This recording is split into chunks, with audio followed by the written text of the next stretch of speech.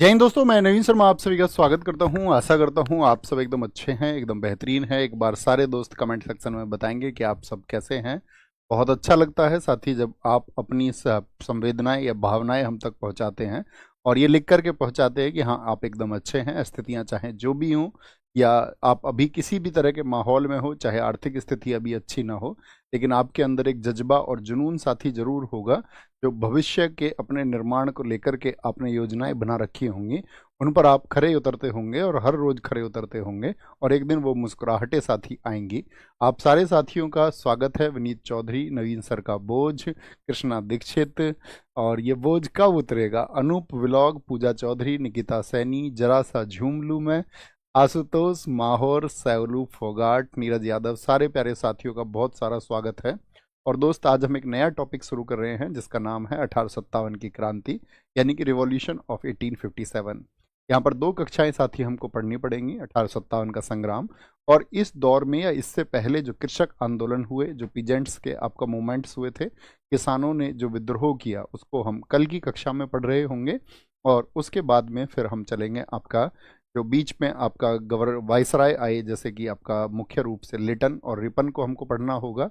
और फिर हम भारत के राष्ट्रवादी चरण की तरफ यानी कि कांग्रेस के निर्माण और स्वतंत्रता संग्राम की तरफ बढ़ेंगे। और यूँ कहें तो मुख्य रूप से वह इतिहास आ चुका है जिसको आपकी समझ बहुत अच्छे से होनी चाहिए। तो एक बार थम्स अप कर देंगे। जी हाँ, हम सब पढ़ने के लिए तैयार हैं। पिछली कक्षाओं में साथी आपने देखा किस तरह से भारत को विवश किया गया और किस तरह से भारत के साथ में एक लूटिंग प्रोसेस को चलाया गया, एक लूट की प्रणाली अपनाई गई और भारत को खोखला करने का काम किया गया। और ब्रिटिश ईस्ट इंडिया कंपनी जिसका प्रसार अब होता जा रहा था, उसकी लालसा दिन पर दिन बढ़ती जा रही थी। अब वह और अधिक साम्राज्य विस्तार चाहते थे, अब वह और अधिक व्यापार चाहते थे, या कहें तो अधिक लूट भारत के साथ में अब वो करना चाहते थे। और उसी लूट का एक परिणाम है कि भारत में एक क्रांति हुई जब भारतीय नरवंशों के अंदर या भारतीय राजाओं के अंदर ये भय उत्पन्न हो गया और ये डर उत्पन्न हो गया कि अब उनसे उनका समस्त साम्राज्य या समस्त जो क्षेत्र है वह ईस्ट इंडिया कंपनी के द्वारा छीन लिया जाएगा। तो इस संदर्भ में जितने भी भारतीय राज्य इकट्ठे हुए या ब्रिटिश ईस्ट इंडिया कंपनी के साम्राज्यवाद जो नीति थी उसके साम्राज्यवादी नीति के खिलाफ खड़े हुए, या उनकी जितनी भी नीतियां थीं जो दोहन कर रही थी भारत का, उस सब के खिलाफ खड़े हुए। और अन्य कारण भी रहे, बहुत सारे कारण रहे, उन सभी पर हम प्रकाश डालेंगे कि वो क्या क्या कारण थे जिन्होंने 1857 की क्रांति को जन्म दिया। तो सबसे पहले हम कारणों पर चर्चा करेंगे, ठीक है। हाँ जी, एनटीपीसी एग्जाम की डेट आ चुकी है और एनटीपीसी की आपकी परीक्षा 5 जून से लेकर के 23 जून के बीच में हो। एक बार डेट लिखेंगे जिन साथियों का एनटीपीसी का एग्जाम हो, 5 से 23 के बीच में आपकी परीक्षा होगी, ठीक है। ये डेट आप सब लोगों को पता होनी चाहिए, ठीक है।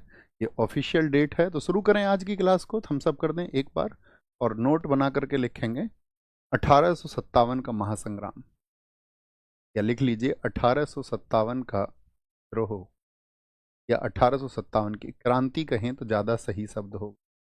मतलब किन किन ने इसको क्या क्या शब्द दिए हैं वो सब जानेंगे, किस किस के क्या क्या वक्तव्य थे। रिवॉल्यूशन ऑफ 1857, 1857 की क्रांति। अंग्रेजी शासन अपनी लूट को कर रहा था, तो इसके बारे में बहुत सारे लोगों के स्टेटमेंट है। पहले तो वो स्टेटमेंट सुनिए। जैसे इसको प्रथम स्वतंत्रता संग्राम कहा है, प्रथम स्वतंत्रता संग्राम। प्रथम स्वतंत्रता संग्राम किसके द्वारा कहा गया है, आप बताइए। इसको प्रथम स्वतंत्रता संग्राम वीडी सावरकर ने कहा है। वीडी सावरकर, विनायक दामोदर सावरकर ने कहा है, वीडी सावरकर ने, ठीक है। First freedom struggle. पहले इन स्टेटमेंट्स को आप अपनी कॉपी में नोट करें और फिर चर्चा करें। फर्स्ट फ्रीडम स्ट्रगल किसने कहा है, वीडी सावरकर ने कहा है, वीडी सावरकर ने कहा है। दूसरा स्टेटमेंट जो इसका आता है वो है, ना तो ये पहला इसको माना गया है, ना पहला, ना पहला, ना राष्ट्रीय, ना तो इसको पहला ही कहा जाएगा क्योंकि इससे पहले बहुत सारे कृषक आंदोलन हो चुके थे, ना राष्ट्रीय, और ना ही स्वतंत्रता संग्राम था ये, और ना ही स्वतंत्रता संग्राम, स्वतंत्रता संग्राम। ये कथन दिया है आपका, किसने ये कथन दिया है, आपका आरसी मजूमदार।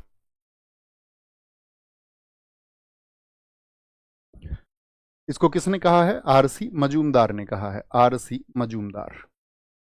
क्या कह दिया मजूमदार साहब ने? इसको नाम दिया है, ना तो ये पहला था, neither first, neither first nor national, nor national, nor national, nor the freedom struggle, nor the freedom, freedom struggle. ये किसके द्वारा कहा गया है? ये कहा गया है आपका आरसी मजूमदार के द्वारा। ओके, एक स्टेटमेंट और आता है आपका, धर्मांधों और ईसाइयों के बीच का ये संघर्ष था, धर्मांधों और ईसाइयों के बीच एक संघर्ष, ईसाइयों के बीच संघर्ष, बीच संघर्ष। ये इस तरह का स्टेटमेंट दिया है आपका, यानी कि ये हो गया आपका conflict between, conflicts between religious fanatics, religious fanatics, दोनों लैंग्वेज में नोट्स बनाए करें आप भी, religious fanatics and Christians, Christians.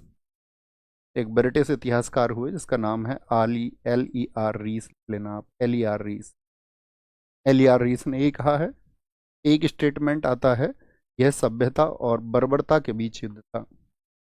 इन सभी स्टेटमेंट्स पर गौर देना। यह सभ्यता, बहुत पूछे जाते हैं परीक्षा में, किसने कहा था? सभ्यता और बर्बरता के बीच, बीच एक युद्ध या संघर्ष था। ये किसने कहा है? संघर्ष था, यानी कि इसको हम कह सकते हैं struggle between, struggle between civilisation, civilisation and barbarism, and barbarism.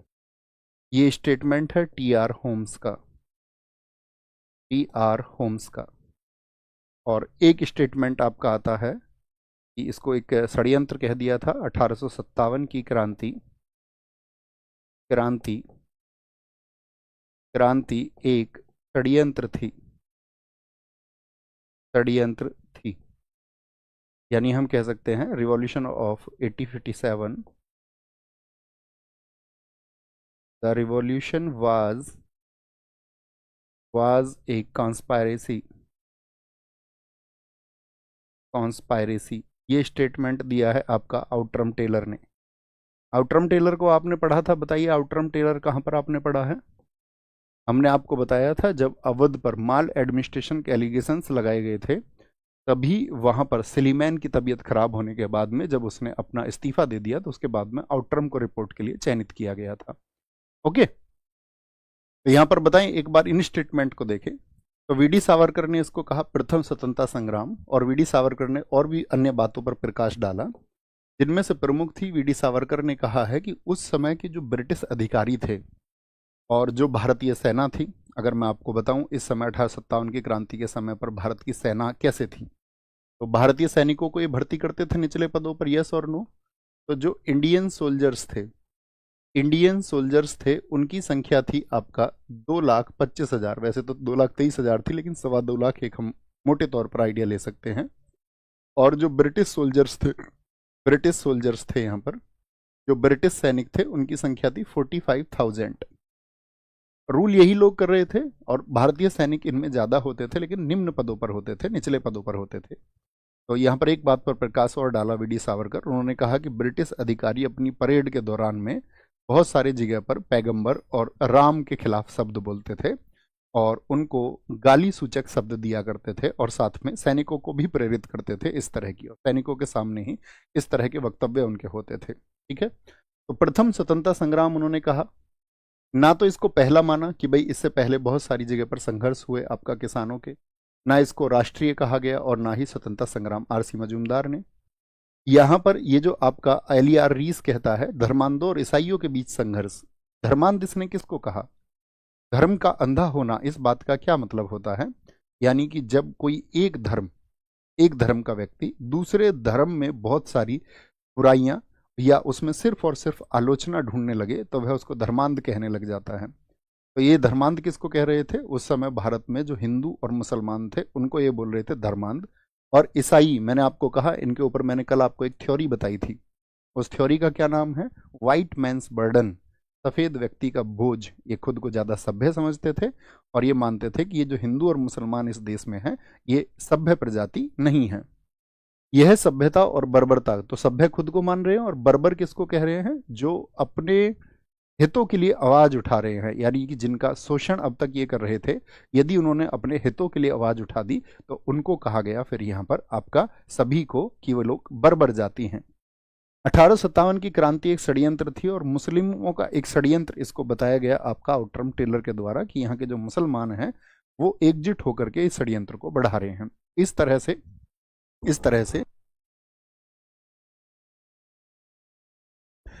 तरह से ये बातें बढ़ाई गई। बात समझेंगे? कोई दिक्कत? अच्छा, एक बात आती है, इसको सिपाही म्यूटिनी किसने कहा था? सिपाही म्यूटिनी, सेन साहब एक इतिहासकार हैं, इसको उन्होंने बोला सिपाही म्यूटिनी, ये एक सैनिक विद्रोह था। ये भी एक अच्छा कथन है, सिपाही म्यूटिनी। ये सेन थे जिन्होंने कहा था और सेन को ही जिम्मेदारी दी गई थी कि 1857 का जो संग्राम है उसके ऊपर वो इतिहास को लिखे। ठीक है, इतिहास को लिखे। ठीक है, तो इस तरह से वो जानकारी उनको दी गई थी।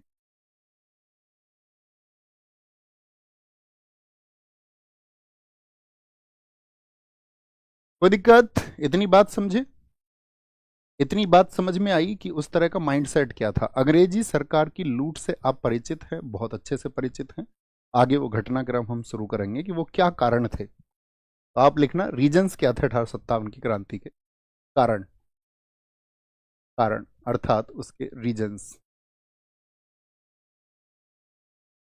रीजंस। तो बहुत सारे कारण रहे, उनमें से जो प्रमुख कारण है पहले, सबसे पहले उन पर प्रकाश डालेंगे हम। सबसे प्रमुख कारण था एक तो आपका आर्थिक कारण। सबसे पहला है इकोनॉमिक रीजन, आर्थिक कारण। आर्थिक कारण ये परीक्षाओं में अपने शब्दों में पूछे जाते हैं। इकोनॉमिक रीजंस, इकोनॉमिक रीजंस क्या थे? इकोनॉमिक रीजंस में लिखना पहली चीज, जो पहला बिंदु है, पहला बिंदु लिखना कि भारत के व्यापार और उद्योग धंधे, भारत के व्यापार और उद्योग धंधों को, उद्योग या उद्योगों को ईस्ट इंडिया कंपनी ने नष्ट कर दिया था। नष्ट कर दिया था, नष्ट कर दिया था। लिखेंगे क्या? Indian business, Indian business and industries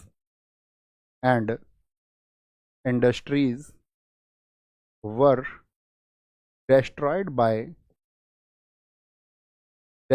by east India company. कोई भी बच्चा अतिरिक्त बातों में लगा हुआ हो, अपने मन को संयम में रखना है हमेशा, कभी भी खुद को भटकने नहीं देना है और खुद से ये वादा करना है कि क्लास में मैं सिर्फ सुनने के अलावा और लिखने के अलावा अतिरिक्त कोई भी बात नहीं करूंगा। जब मुझसे प्रश्न पूछा जाएगा तभी मेरी जवाबदेही होगी, अन्यथा मैं खुद को बांध करके रखूंगा, एकदम से संयमित रखूंगा। तो भारत के व्यापार और उद्योग धंधों को ईस्ट इंडिया कंपनी ने नष्ट कर दिया, इसको आप भली भांति जानते हैं। जैसे कि अगर मैं आपको बताऊं, मैंने आपको बताया था, अब मेरा प्रश्न आपसे रहेगा कि प्राचीन समय में भारत विश्व की जीडीपी का कितने प्रतिशत उत्पादन करता था? लगभग में आप एक संख्या बताइए।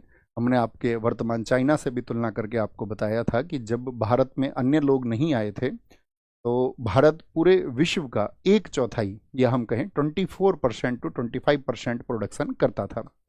तो भारत तो बहुत अच्छा था। और उस समय अगर भारत की तुलना हम अन्य यूरोपीय देशों से करें तो कोई भी यूरोप का देश ऐसा नहीं था जिसके उद्योग धंधे भारत के मुकाबले अच्छे हों या भारत की तुलना में भारत से ज़्यादा अच्छे हों।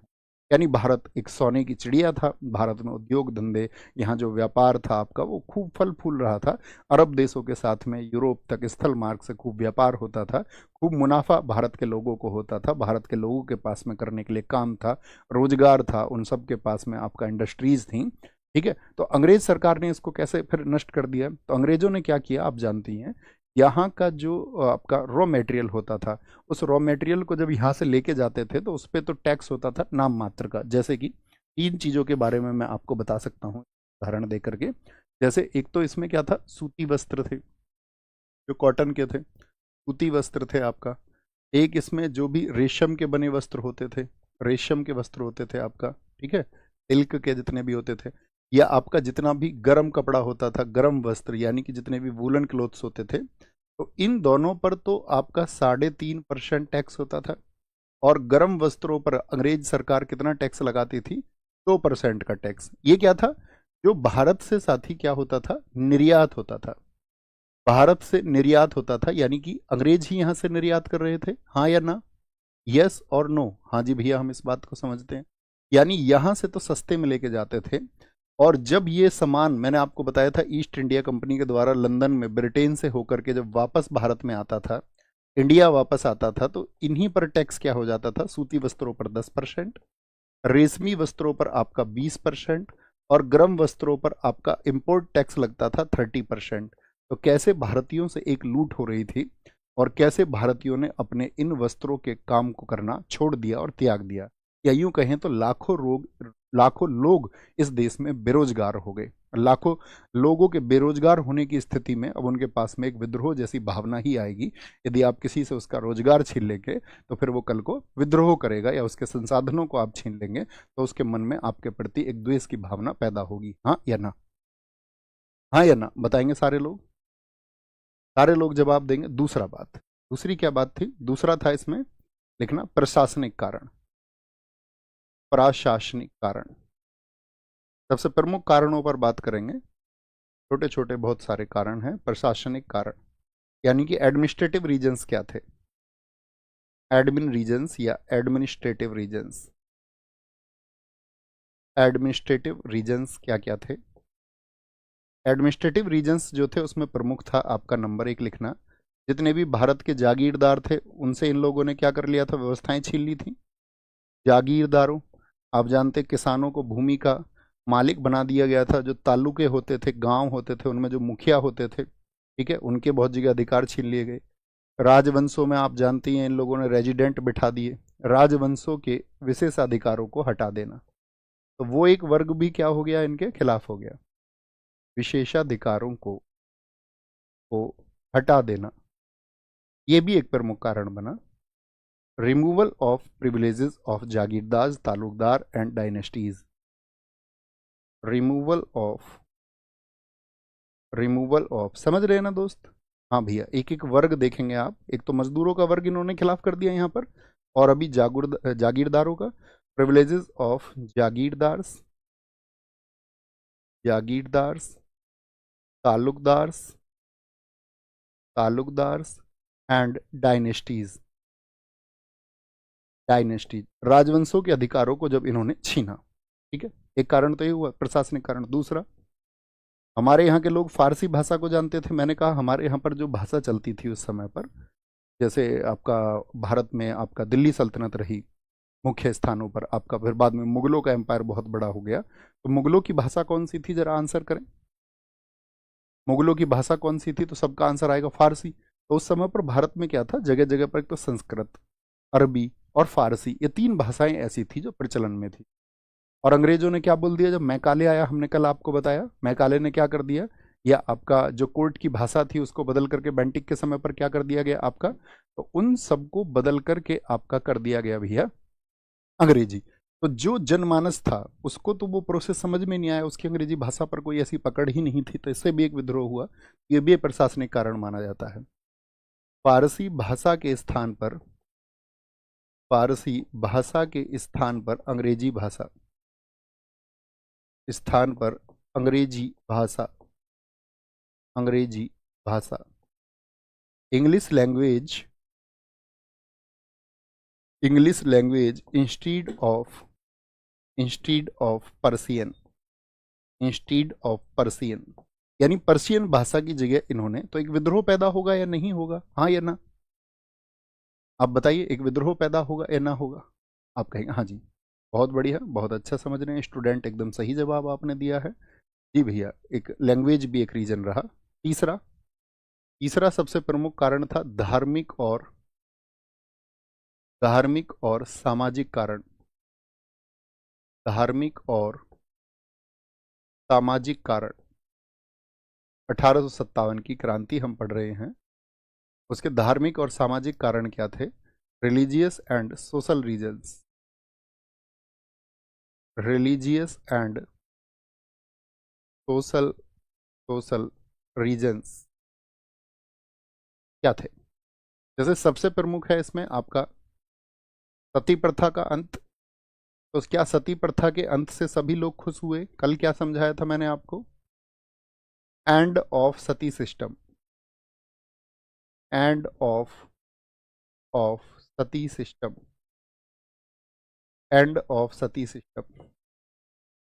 तो सती प्रथा खत्म हो जाने से सभी लोग खुश नहीं हुए। कुछ लोगों को लगा कि हमारे जो धर्म है, हमारा जो वैदिक धर्म है, या हमारे जो वेद कहते हैं उसके अनुसार जो बातें सही हैं, उन सब के खिलाफ ये प्रश्न चिन्ह उठा रहे हैं। जबकि मैंने कल आपको बता दिया कि किस तरह वेदों की भाषा को भी समय के रहते रहते बदला गया था। बात समझ गए? तो इससे एक वर्ग समझा कि हमारी अपनी जो कस्टम्स रीति रिवाज उनको खत्म कर रहे हैं। एक साथी इसमें विधवा पुनर्विवाह किसके समय पर आपका ड्राफ्ट किया गया था? विधवा पुनर्विवाह अधिनियम डलहौजी के टाइम पर आया। सती प्रथा का अंत किसके समय पर हुआ था? अधिनियम का लागू होना, ये साथी आपका लागू हो गया था कैनिंग के समय पर, ड्राफ्ट बना था डलहौजी के समय पर। तो जो विडो रिमैरिज एक्ट था, यानी कि महिलाएं आगे जीवन में बढ़ें और फिर से वो शादी कर सकती हैं, उनको अपवित्र ना माना जाए, तो इससे भी भारतीयों के अंदर एक रोष पैदा हुआ कि भाई हमारे रीति रिवाजों को ये लोग आपका काउंटर कर रहे हैं। तीसरा रीजन क्या था? तीसरा रीजन था 1845 का, 1845 का जेल अधिनियम, जेल अधिनियम, 1845 का जेल अधिनियम, जेल एक्ट 1845, एक एक्ट आया था, ये भी एक रीजन था। देखो विडो रेमैरेज एक्ट कब आया है? 1856 में, ये बड़ा है, लागू भी 1856 में हुआ। सती प्रथा का अंत हुआ 1829 में। तभी से जो जन आक्रोश है वो बढ़ता जा रहा था। 1845 का जेल अधिनियम क्या था? देखो इसमें ये होता था कि आपका जो खाना बनता था जेल में, तो अब तक तो वो खाना जो है आपका, भाई कैदी तो आप समझते हैं ना, व्यक्ति किसी अपराध के लिए जेल में ठूस दिया जाता था अंग्रेजों के समय। अपराध करे ना भी करे तो ये तो किसी को भी अंग्रेज मारपीट कर देते थे, किसी को भी ये जेल में बंद कर देते थे। और जो जज होते थे उस समय, यूरोपियन जज होते थे, वो भी अंग्रेजों की तरफदारी करते थे। लेकिन जेल में जाने के बाद में जो खाना था वो मुख्यतः उस समय पर ब्राह्मण आदि जो कैदी होता था उससे बनवाया जाता था। लेकिन एक 1845 में एक आपका लॉ आया, उसके अनुसार क्या हुआ कि भाई जो खाना है ना, खाना अब जो है एक समूह के द्वारा, और जिसमें सभी व्यक्ति होंगे उनके द्वारा बनाया जाएगा। अब आप सोचिए प्राचीन भारत में क्या रहा होगा? प्राचीन भारत में तो ये रहा कि अगर किसी और के यहाँ का खाना आपने खा लिया तो आपकी जाति जो है वो भ्रष्ट हो जाएगी, या किसी निम्न वर्ग के व्यक्ति के द्वारा बना खाना आपने खा लिया तो आपकी जाति भ्रष्ट हो जाएगी। इस तरह की जो मानसिकता लोगों के अंदर खूब मतलब बलबती थी, बहुत जोर शोरों से उनके अंदर निवास करती थी। तो अब क्या होगा जब ये नियम आया कि भाई खाना अब सब बनाएंगे? तो 1845 में ये हुआ कि कोई व्यक्ति जो जेल से छुट कर के आता था, अगर एक गरीब व्यक्ति हुआ करता था तो उसका सामाजिक बहिष्कार हो जाता था, उसको उसकी जाति से बहिष्कृत मान लिया जाता था कि इसने जो अंदर खाना खाया है वो अन्य व्यक्तियों के द्वारा बना हुआ खाना खाया है। तो इस सब का कारण कौन है? इस सब का कारण हम थे या ईस्ट इंडिया कंपनी थी? आप मुझे बताएं एक बार। तो आप कहेंगे कि भैया इस तरह की चीजें चल रही थी। 1845 का जेल अधिनियम हो गया, एक कारण था। एक प्राचीन समय में मैं आपको ले जाना चाहूंगा। मैं आपसे पूछूंगा भारत में ईसाई पादरियों को आने की छूट किस एक्ट से मिली थी? जो ईसाई मिशनरी यानी ईसाई धर्म प्रचारक भारत में आ सकते थे तो उसकी छूट जो मिली थी, तो आपको याद होगा 1813 का एक्ट। 1813 के एक्ट में क्या कहा गया था? ईसाई मिशनरी अब भारत आ सकते हैं अपने धर्म प्रचार के लिए, और सारा जो गुड़ गोबर किया भारत की सभ्यता का वो किया इन ईसाई मिशनरियों ने। ईसाई मिशनरी का भारत आगमन, भारत आगमन। अब इन्होंने बहुत सारे बहाने ढूंढे। अब इनका मुख्य उद्देश्य क्या था कि भाई कैसे भी करके यहां पर जो हिंदू और मुसलमान है इन सभी को ईसाइयत में बदलना है। इनका मुख्य टारगेट था कि कैसे भी करके भारत को जो है एक ईसाई देश बनाना है, और ईस्ट इंडिया कंपनी इसके लिए आतुर थी। तो यहाँ पर जितने भी ईसाई मिशनरी आए उन्होंने खूब खुले तौर पर आपका हिंदू मुस्लिम आलोचना शुरू की। हिंदू धर्म के ऊपर उन्होंने सवाल खड़े करने शुरू किए, यहाँ के अंधविश्वासों के ऊपर उन्होंने सवाल खड़े करने शुरू किए, यहाँ के आपका, और सही भी था, कुछ अंधविश्वास थे, और आप किसी व्यक्ति को तार्किक रूप से उस अंधविश्वास के बारे में बताएंगे तो आप समझेंगे, या सभी लोग समझेंगे कि हाँ ये तो अंधविश्वास है। तो जो भोला वाला व्यक्ति है वह आकर्षित हो जाता है दूसरी तरफ। ऐसे ही मुस्लिम धर्म में जो भी आपका चीज़ें थी उन सब के ऊपर इन्होंने काउंटर किया, और कहने का मतलब है हिंदू मुस्लिम दोनों धर्मों की आलोचना इन्होंने बड़े स्तर पर शुरू कर दी, खुले मंचों से। जैसे कि मैं आपसे बताऊं, जैसे हम अभी अंधविश्वास के ऊपर बात कर रहे थे, तो अंधविश्वास तो आप समझते होंगे, यानी कि एक ऐसा विश्वास जिसका कोई तर्क ना हो, उसी को हम अंधविश्वास कहते हैं। जैसे मैं एक रिपोर्ट पढ़ रहा था, मैं आपको बताऊं, तो उस रिपोर्ट में मैंने पढ़ा कि जो भारत में, या WHO के अनुसार, पहले रिपोर्ट पर हमने जब डाटा पढ़ा तो WHO के अनुसार ये था कि पूरी दुनिया में लगभग 1.25 लाख के करीब लोग ऐसे हैं जो सांप के काटने से जिनकी मौत हुई पिछले वर्षों में। और अगर पिछले वर्ष की हम बात करें तो पिछले वर्ष जो मौत हुई सांप के काटने की वजह से, उन मौत का जो आंकड़ा है, डेथ का आंकड़ा है ऑल ओवर द वर्ल्ड, वो है 81,000। और उसमें भारत में जो मौत हुई हैं आपका, उसमें से 80% लगभग, नहीं पिछले वर्ष 81,000, उससे पिछले वर्ष था, पिछले वर्ष की अगर हम बात करें तो उसमें डेटा था वो आपका लगभग 63,000 ऑल ओवर वर्ल्ड। लेकिन उसमें से 80% यानी 50,000 के आसपास मौत भारत में पिछले वर्षों में। अब भारत में जो सांप के काटने की वजह से मौत होती है, उसका सबसे बड़ा रीजन आप क्या समझते हैं? तो आप समझेंगे कि सबसे बड़ा रीजन है उसमें कि लोग आज भी इस मानसिकता के शिकार हैं कि जिसको सांप ने काट लिया है उसको किसी सपेरे के पास ले जाओ। अभी तो हालांकि लोग थोड़े से अवेयर हुए हैं, बहुत जगह मेडिकल फैसिलिटीज़ हैं तो लोग अस्पताल ले जाते हैं, नहीं तो कहाँ ले जाते हैं, किसी बाबा के पास ले जाते हैं, किसी सपेरे के पास ले जाते हैं कि वो इसको दूर कर देंगे।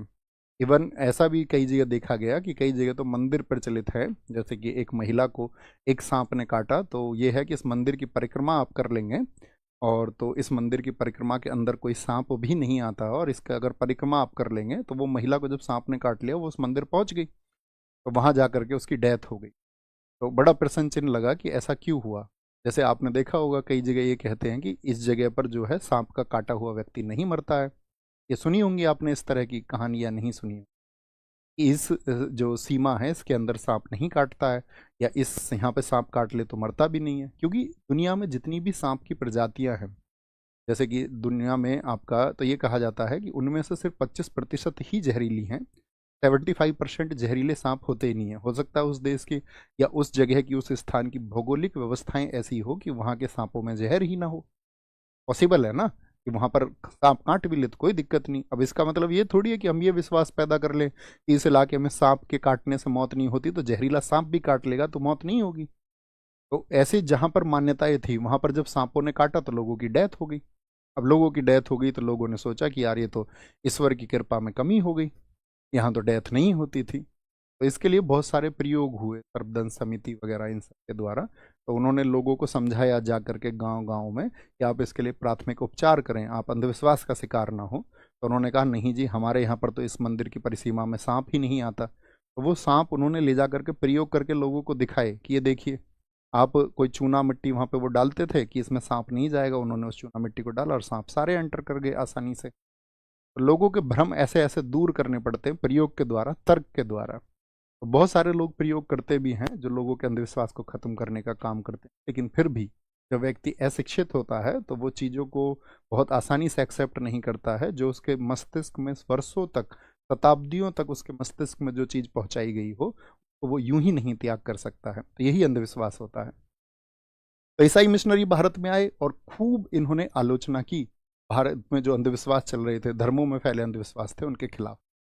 इसी में इन्होंने एक आड़ बनाया स्त्री शिक्षा को। इन्होंने कहा कि भाई अब हम भारतीय जिम्मेदार थे, हम महिलाओं को जो है आपका, जो निचले वर्ग में या कहें तो हम निम्न वर्ग की महिलाओं को तो पढ़ने का बिल्कुल अधिकार नहीं था। हम आपको आधुनिक भारत में बताएंगे सावित्री भाई फुले जी ने क्या योगदान दिया है इस देश को, कैसे उन्होंने इस देश को दिशा दी या महिलाओं को दिशा दी। तो यहाँ पर उन्होंने क्या किया, स्त्री शिक्षा के नाम पर स्कूल खोले, और वहाँ पर जब ये बुलाते थे तो वहाँ की प्रार्थनाओं में कहा जाता था, तुम्हारा ईश्वर कौन है, और बच्चों से बुलवाया जाता था बदले में ईसा मसीही। तो उन बच्चों के ही माइंड सेट को अंग्रेज सरकार क्या है थोपने लग गई थी।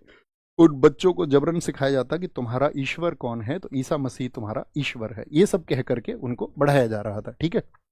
और ईसाई मिशनरी भारत में आए तो क्या खोले इन्होंने, भारत में आकर के बहुत सारे स्कूल्स खोले और उन स्कूल्स में इन्होंने क्या कर दिया, बाइबिल का अध्ययन अनिवार्य कर दिया। बाइबिल का अध्ययन, बाइबिल का जो अध्ययन था, यानी सबको बाइबिल पढ़ना पड़ेगा, तो बाइबिल का अध्ययन होने लगा, बाइबिल को ये लोग पढ़ाने लगे। कहने का मतलब है कि मस्तिष्क से यानी मानसिक रूप से उनको ईसाई बनाने की प्रक्रिया चल गई। तो इस देश में जो लोग इंटेलेक्चुअल वर्ग था, यानी कि इस देश में जो शिक्षित वर्ग था, वह भी इसका विरोधी बना। और उसने देखा ना किस तरह से ये सरकारें प्रयोग कर रही हैं अपने। दूसरा कारण क्या था शिक्षित वर्ग के विरोध का, आपको मैंने बताया था कि कार्नवालिस तो भारतीयों से एकदम नफरत करता था, वह तो भारतीयों को अयोग्य समझता था। लेकिन बेंटिक के समय पर 1833 के एक्ट में क्या कहा गया था, 1833 के एक्ट में ये कहा गया था कि योग्यता ही सेवा का आधार होगा। बोलो हाँ या ना, ये हमने बताया था आपको पिछली क्लास में। योग्यता ही सेवा का आधार होना चाहिए। Eligibility is the only basis of service, यही आपका आधार होना चाहिए, ये बात कर दी थी। लेकिन क्या ब्रिटिश सरकार ने इसको अपनाया था, आप कहेंगे नहीं, ब्रिटिश सरकार ने सिर्फ कागजी तौर पर इसको कहा, और भारत में जितने भी शिक्षित लोग थे उन सबको अनुमन जो नौकरियां उनको मिलनी चाहिए थी या उनकी योग्यता के अनुसार जो उनको मिलना चाहिए था, वह उनको नहीं मिल रहा था। एक शिक्षित वर्ग इस बात को लेकर के भी विरोध में था कि भाई आपने जब 1833 के एक्ट में कह दिया कोई भी आपका धर्म, कोई जाति, कोई लिंग या फिर आपका कोई रूप या फिर रंग इसके आड़े नहीं आएगा, योग्यता के आड़े नहीं आएगा, फिर हम शिक्षित भारतीयों को क्यों अच्छे पदों पर नहीं पहुंचा जाने जा रहा। अब इसके बहुत सारे कारण थे। खुद ब्रिटिश सरकार तो चाहती ही नहीं थी, और ब्रिटिश सरकार की जो मीडिया थी वो भी नहीं चाहती थी। जैसे राजा राम मोहन राय के बेटे थे तो उनको बंगाल सिविल सर्विसेज में एक पद दे दिया गया, एक उच्च पद दे दिया गया। तो उस समय के ब्रिटिश अखबारों ने खूब आलोचना की कि इस तरह तो और भारतीयों के अंदर भी डिमांड बढ़ेंगी और भारतीय कल को मांग करने लगेंगे उच्च पदों की, तो फिर ईस्ट इंडिया कंपनी के उच्च अधिकारियों का जो सम्मान है वो घटता चला जाएगा। ठीक है, आप समझ पा रहे हैं सारी चीजों को। पांचवा कारण क्या था, अंग्रेजों के प्रति सम्मान, अंग्रेजों के प्रति सम्मान। अब अंग्रेजों के प्रति सम्मान, आप जानते हैं अंग्रेजों ने जहां कहीं भी अपने रेस्टोरेंट्स बनाए वहां पर भारतीय नहीं जाते थे। आपने खूब देखा होगा, dogs and Indians are not allowed, यानी कि कुत्तों और भारतीयों का प्रवेश जो है वर्जित है। अब इस तरह की मानसिकता थी अंग्रेजों की कि अपने उन जो क्लब्स थे, उनके रेस्टोरेंट्स थे, वहां पर भारतीय नहीं जाते थे। और अगर कोई अंग्रेज अधिकारी होता था, सैनिक हो चाहे असैनिक अधिकारी हो, यानी कोई गोरा हो, तो उस गोरे व्यक्ति को सम्मान देना जरूरी था। आप चाहे अपनी गाड़ी में जा रहे हो, चाहे आप अपनी बाइक पे, साइकिल पे जा रहे हो या बैलगाड़ी में जा रहे हो, अंग्रेज अधिकारी यदि आपके सामने आ गया तो आपको उतर के उसको झुक के सम्मान देना होता था। और अगर आप सम्मान नहीं देते थे तो अंग्रेज अधिकारी खूब मारपीट करते थे। और कई बार तो ऐसे उदाहरण देखे गए कि हमारे देश के नागरिकों को पीट पीट करके मार दिया गया, और बाद में जब उन्होंने न्याय की गुहार लगाई तो उस न्याय की गुहार में उनकी कोई सुनवाई नहीं। ये हाल हमारा रहा। ये धार्मिक और सामाजिक कारण रहे। ठीक है, समझ पाए, थम्स अप करके मुझे बताएं। अब हालात समझना, इन अंग्रेजों ने भारतीयों के अंदर जो बीज बोया है, या बोले जिस तरह से उन्होंने प्रयास किए हैं, तो किस तरह से वो भारत को खोखला कर रहे थे वर्षों वर्षों तक। ठीक है, आप साथी अगर मैं बात करूं तो साधारणतः आप इन चीज़ों को नहीं पढ़ते होंगे, लेकिन ये हम लोगों के पढ़ने के लिए बहुत ज़रूरी है ताकि हम समझ पाएं।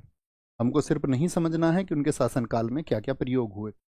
राजनीतिक कारण, पॉलिटिकल रीजंस क्या थे, राजनीतिक कारण, राजनीतिक कारण। और आपकी आत्मा क्षुब्ध हो उठेगी अगर आप एक सच्चे भारतीय हैं, तो आप उस दर्द को समझ रहे होंगे। Political political reasons, political reasons क्या थे। एक तो आप जानते ही हैं, वेलेजली की सहायक संधि। मैंने कहा था इसने भारत में अंग्रेजी राज्य को अंग्रेजों के भारतीय राज्य में बदल दिया। इसकी थी सहायक संधि, जो सब्सिडरी पॉलिसी थी। मेरा आपसे प्रश्न ये रहेगा, सब्सिडरी पॉलिसी के अधीन सबसे पहले किसको हड़पा गया था। तो ये बहुत सारे फैक्टर्स हैं। दूसरा, एक आपका doctrine of lapse. Doctrine of lapse किसने अपनाया था, सबसे ज्यादा तो बेड़ा गर्क इसी ने किया कि भारतीयों को बच्चा गोद तक नहीं लेने दे रहा था, डलहौजी। ठीक है, सहायक संधि किसकी थी? Wellesley, Wellesley. तो जब भारतीयों के आपका ये सेना एंटर करा देते थे, मैंने बताया सब्सिडरी पॉलिसी से एक अंग्रेज रेजिडेंट रखते थे, सेना देते थे, सेना को बढ़ाते चले जाते थे। अंग्रेज जब उस अंग्रेजी सरकार का, अंग्रेजी सेना का जब वह वो राजा नहीं कर पाता था तो उसके क्षेत्र को ले लेते थे। डॉक्ट्रिन ऑफ लैप्स डलहौजी का है। इसकी पिछली ही क्लास में हमने सारा विवरण आपको दिया कि किस तरह अंग्रेजों ने अपनी मंशा को पूरा करने के लिए अपने ही नियमों को, जो गोद लेने की स्वीकार्यता उन्होंने दी थी, उसको कैंसिल कर दिया।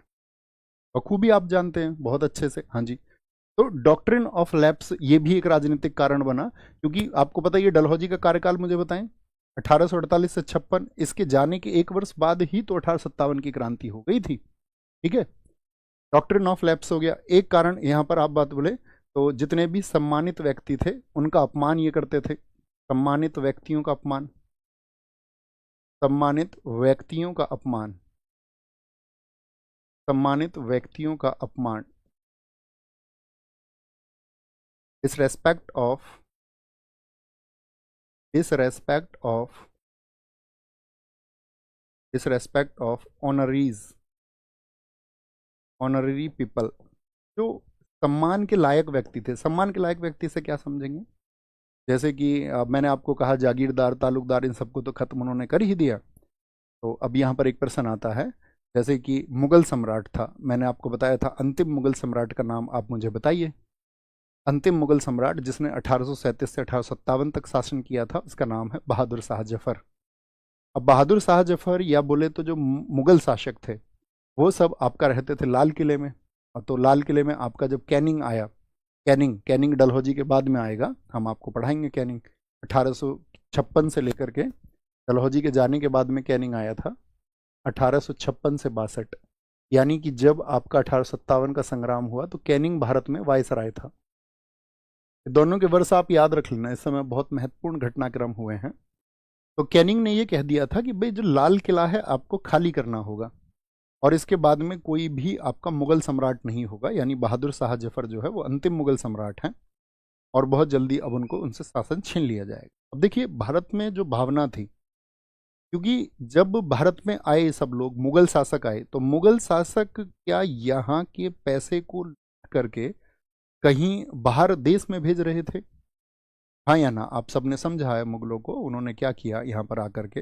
उन्होंने बेशक बहुत जगह बहुत सारे शासकों ने अत्याचार किए अपने साम्राज्य विस्तार के लिए, जो उस समय की नीतियाँ होती थी, अधिकतर राजा उसी को करते थे, युद्ध होते थे और युद्ध में हानियां होती थी, लेकिन कोई पैसा उन्होंने भारत से बाहर नहीं भेजा, यानी भारत को खोखला करने का काम नहीं किया। तो वो जब यहाँ पर बस गए तो भारत के लोगों के अंदर ये भावना थी कि जो मुगल शासक हैं वो ये आकर के यहाँ बस गए हैं।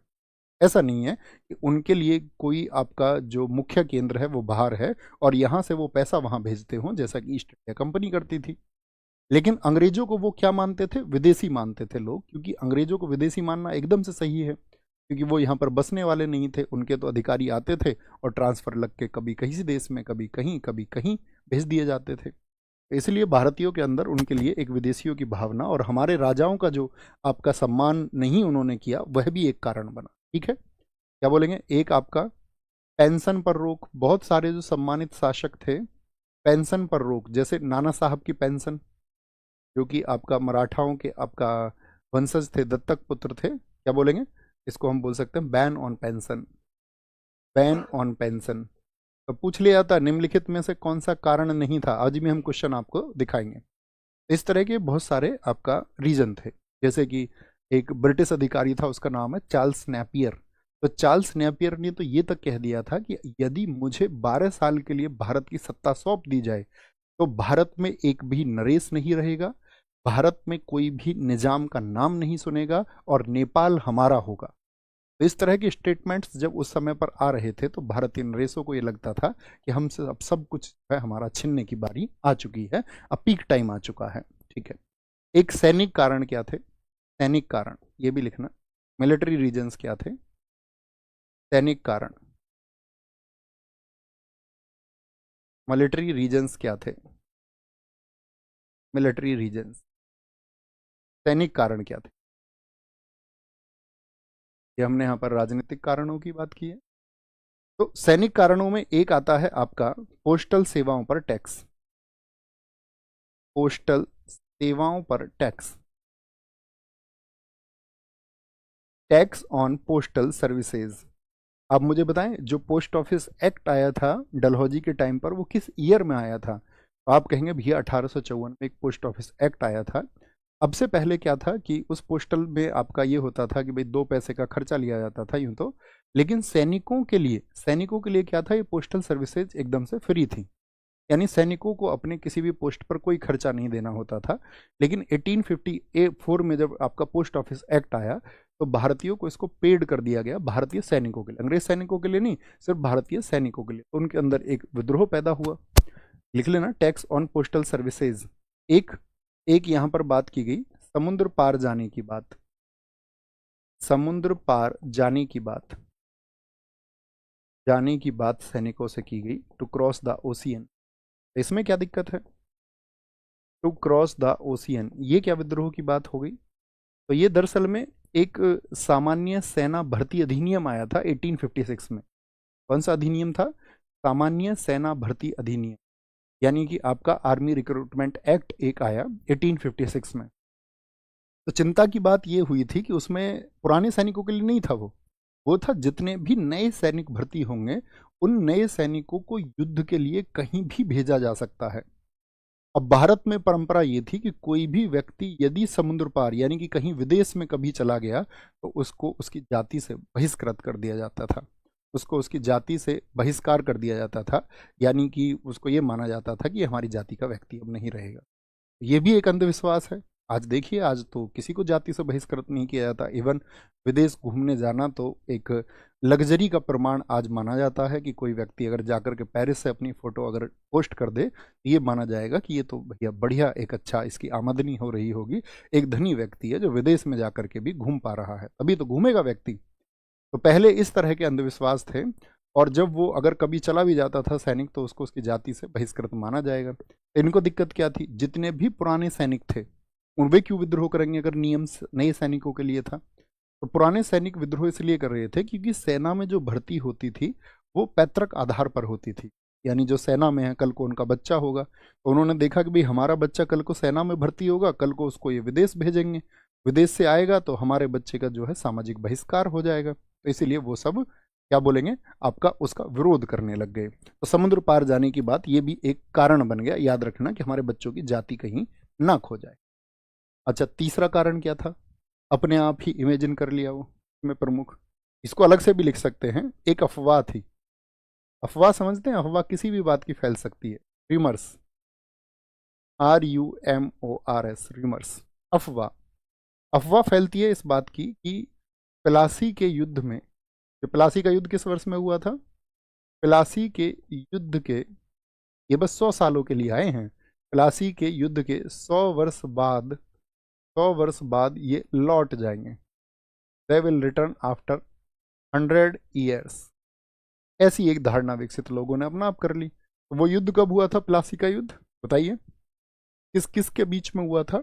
आप अब एक एक बिंदु को जानते हैं क्योंकि आप क्रमवार अध्ययन कर रहे हैं और आपकी एक पकड़ होगी इस पर। तो आप जानते हैं सिराजुद्दौला और क्लाइव के बीच में युद्ध हुआ था जिसमें ईस्ट इंडिया कंपनी की शुरुआत का कारण माना जाता। तो अपने आप ही इमेजिन कर लिया कि 100 वर्षों के बाद में ये लोग यहाँ से चले जाएंगे। ठीक है, यानी जाने की बारी कब आएगी? 1857 में। ये सब कारण थे। तो समझ में आया कितने सारे कारण हो गए। लेकिन तभी इमीडिएट कॉज क्या हुआ, तात्कालिक कारण क्या हुआ कि भैया ये तो लंबे समय से सारी चीजें आ रही हैं, तात्कालिक कारण, एक इमीडिएट कॉज क्या हुआ? ऐसी कौन सी घटना घट गई कि ये सारी चीजें जो, ये तो मैंने आपको बताया, देखो किस किस वर्षों में है। किसी घटना ने जन्म लिया है आपका 1813 से शुरुआत हुई, कोई घटना 1829 की है, तो ये तो प्राचीन समय की घटनाएं हुई।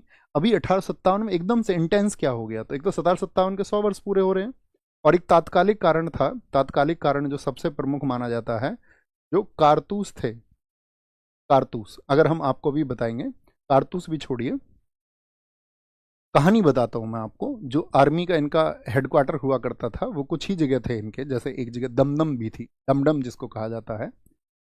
तो वहां पे आधुनिक इनका शस्त्रागार था जहां पर ये अपने मतलब तोप वगैरह इन सब की सर्विस करते थे, अपनी गन वगैरह इन सब को रखते थे। तो वहाँ पर एक बड़ी घटना घटी। इनके पास में जो राइफल होती थी उस राइफल का नाम था ब्राउन बेस। क्या नाम था? तात्कालिक कारण था कि एक राइफल जो अब तक ब्रिटिश सेना प्रयोग कर रही थी उसका नाम था ब्राउन बेस।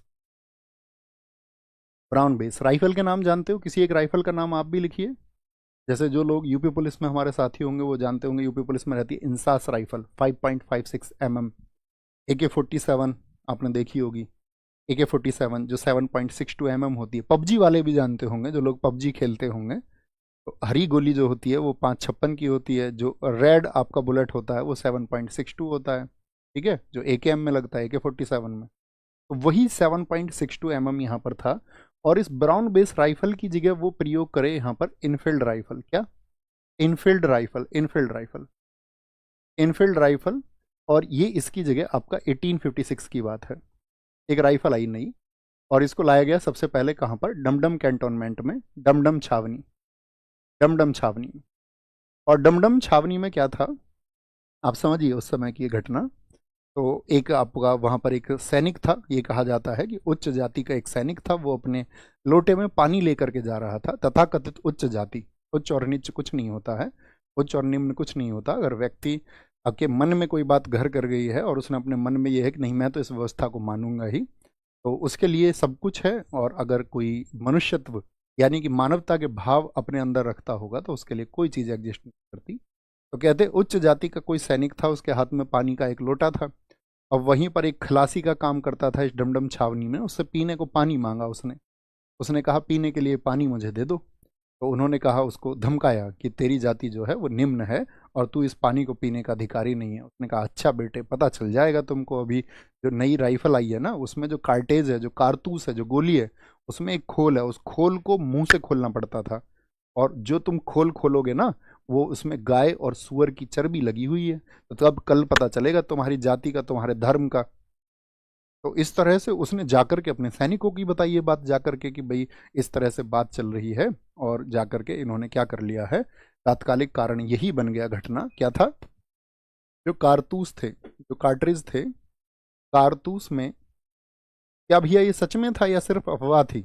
कारतूस में, और ये सच में है, इसकी पुष्टि की गई थी बाद में, गाय और सुअर की चर्बी का इस्तेमाल, गाय और सुअर की चर्बी का इस्तेमाल। इसने जोर दे दिया इस घटना को। चर्बी का इस्तेमाल, चर्बी का इस्तेमाल क्या बोलेंगे इसको? बोल सकते हैं mixing of cow, mixing of cow and pig fat in, pig fat in cartridge. Cartridge, cartridge का मतलब कार्टेज में। तो इस तरह से ये घटना घटी आपका। और जब ये घटना घटी तो इसका जो है सबसे पहले जो विद्रोह किया, वो विद्रोह किया गया उस समय, जो घटना में बता रहा हूँ डमडम छावनी। तो इस घटना का विद्रोह हुआ। तो इसका विद्रोह कहाँ से होता है आपका? तो इसका विद्रोह किया 19वीं रेजिमेंट ने। किसने इसका विद्रोह किया? 19वीं रेजिमेंट थी एक सिपाहियों की, रेजिमेंट, रेजिमेंट। तो 19वीं रेजिमेंट के सिपाहियों ने पूछा, इसके बारे में सवाल किए। लेकिन ब्रिटिश सरकार ने यहाँ भी ये विचार नहीं किया कि भाई ठीक है इसके बारे में कुछ विचार करके इसको बदल देंगे या कुछ आश्वासन दे दे। वो अपनी बात पर अड़ी रही कि नहीं ऐसा कुछ नहीं है और तुमको इसका प्रयोग करना ही पड़ेगा। ठीक है, तो क्या बोलेंगे 19वीं रेजिमेंट। तो 19वीं रेजिमेंट को इन लोगों ने क्या कर दिया, यहाँ पर भंग कर दिया। 19वीं रेजिमेंट को भंग कर दिया गया। ठीक है, और 19वीं रेजिमेंट जैसे ही भंग हुई, इसके बाद में 34वीं रेजिमेंट, 34th रेजिमेंट, उसने इसके लिए आवाज़ उठाई। और 34वीं रेजिमेंट जो कहाँ पर थी आपका, बंगाल की रेजिमेंट है ये सब, ये थी बंगाल में रेजिमेंट। यानी कि इसको 34वीं इन्फेंट्री भी कहा जाता था। इन्फेंट्री का मतलब होता है पैदल सेना। इन्फेंट्री का मतलब क्या होता है? पैदल सेना। और 34वीं इन्फेंट्री जो बंगाल में थी, इसको हम बैरकपुर छावनी के नाम से या बैरकपुर कैंटोनमेंट के नाम से भी जानते हैं। बैरकपुर कैंट लिख लीजिए, बैरकपुर छावनी।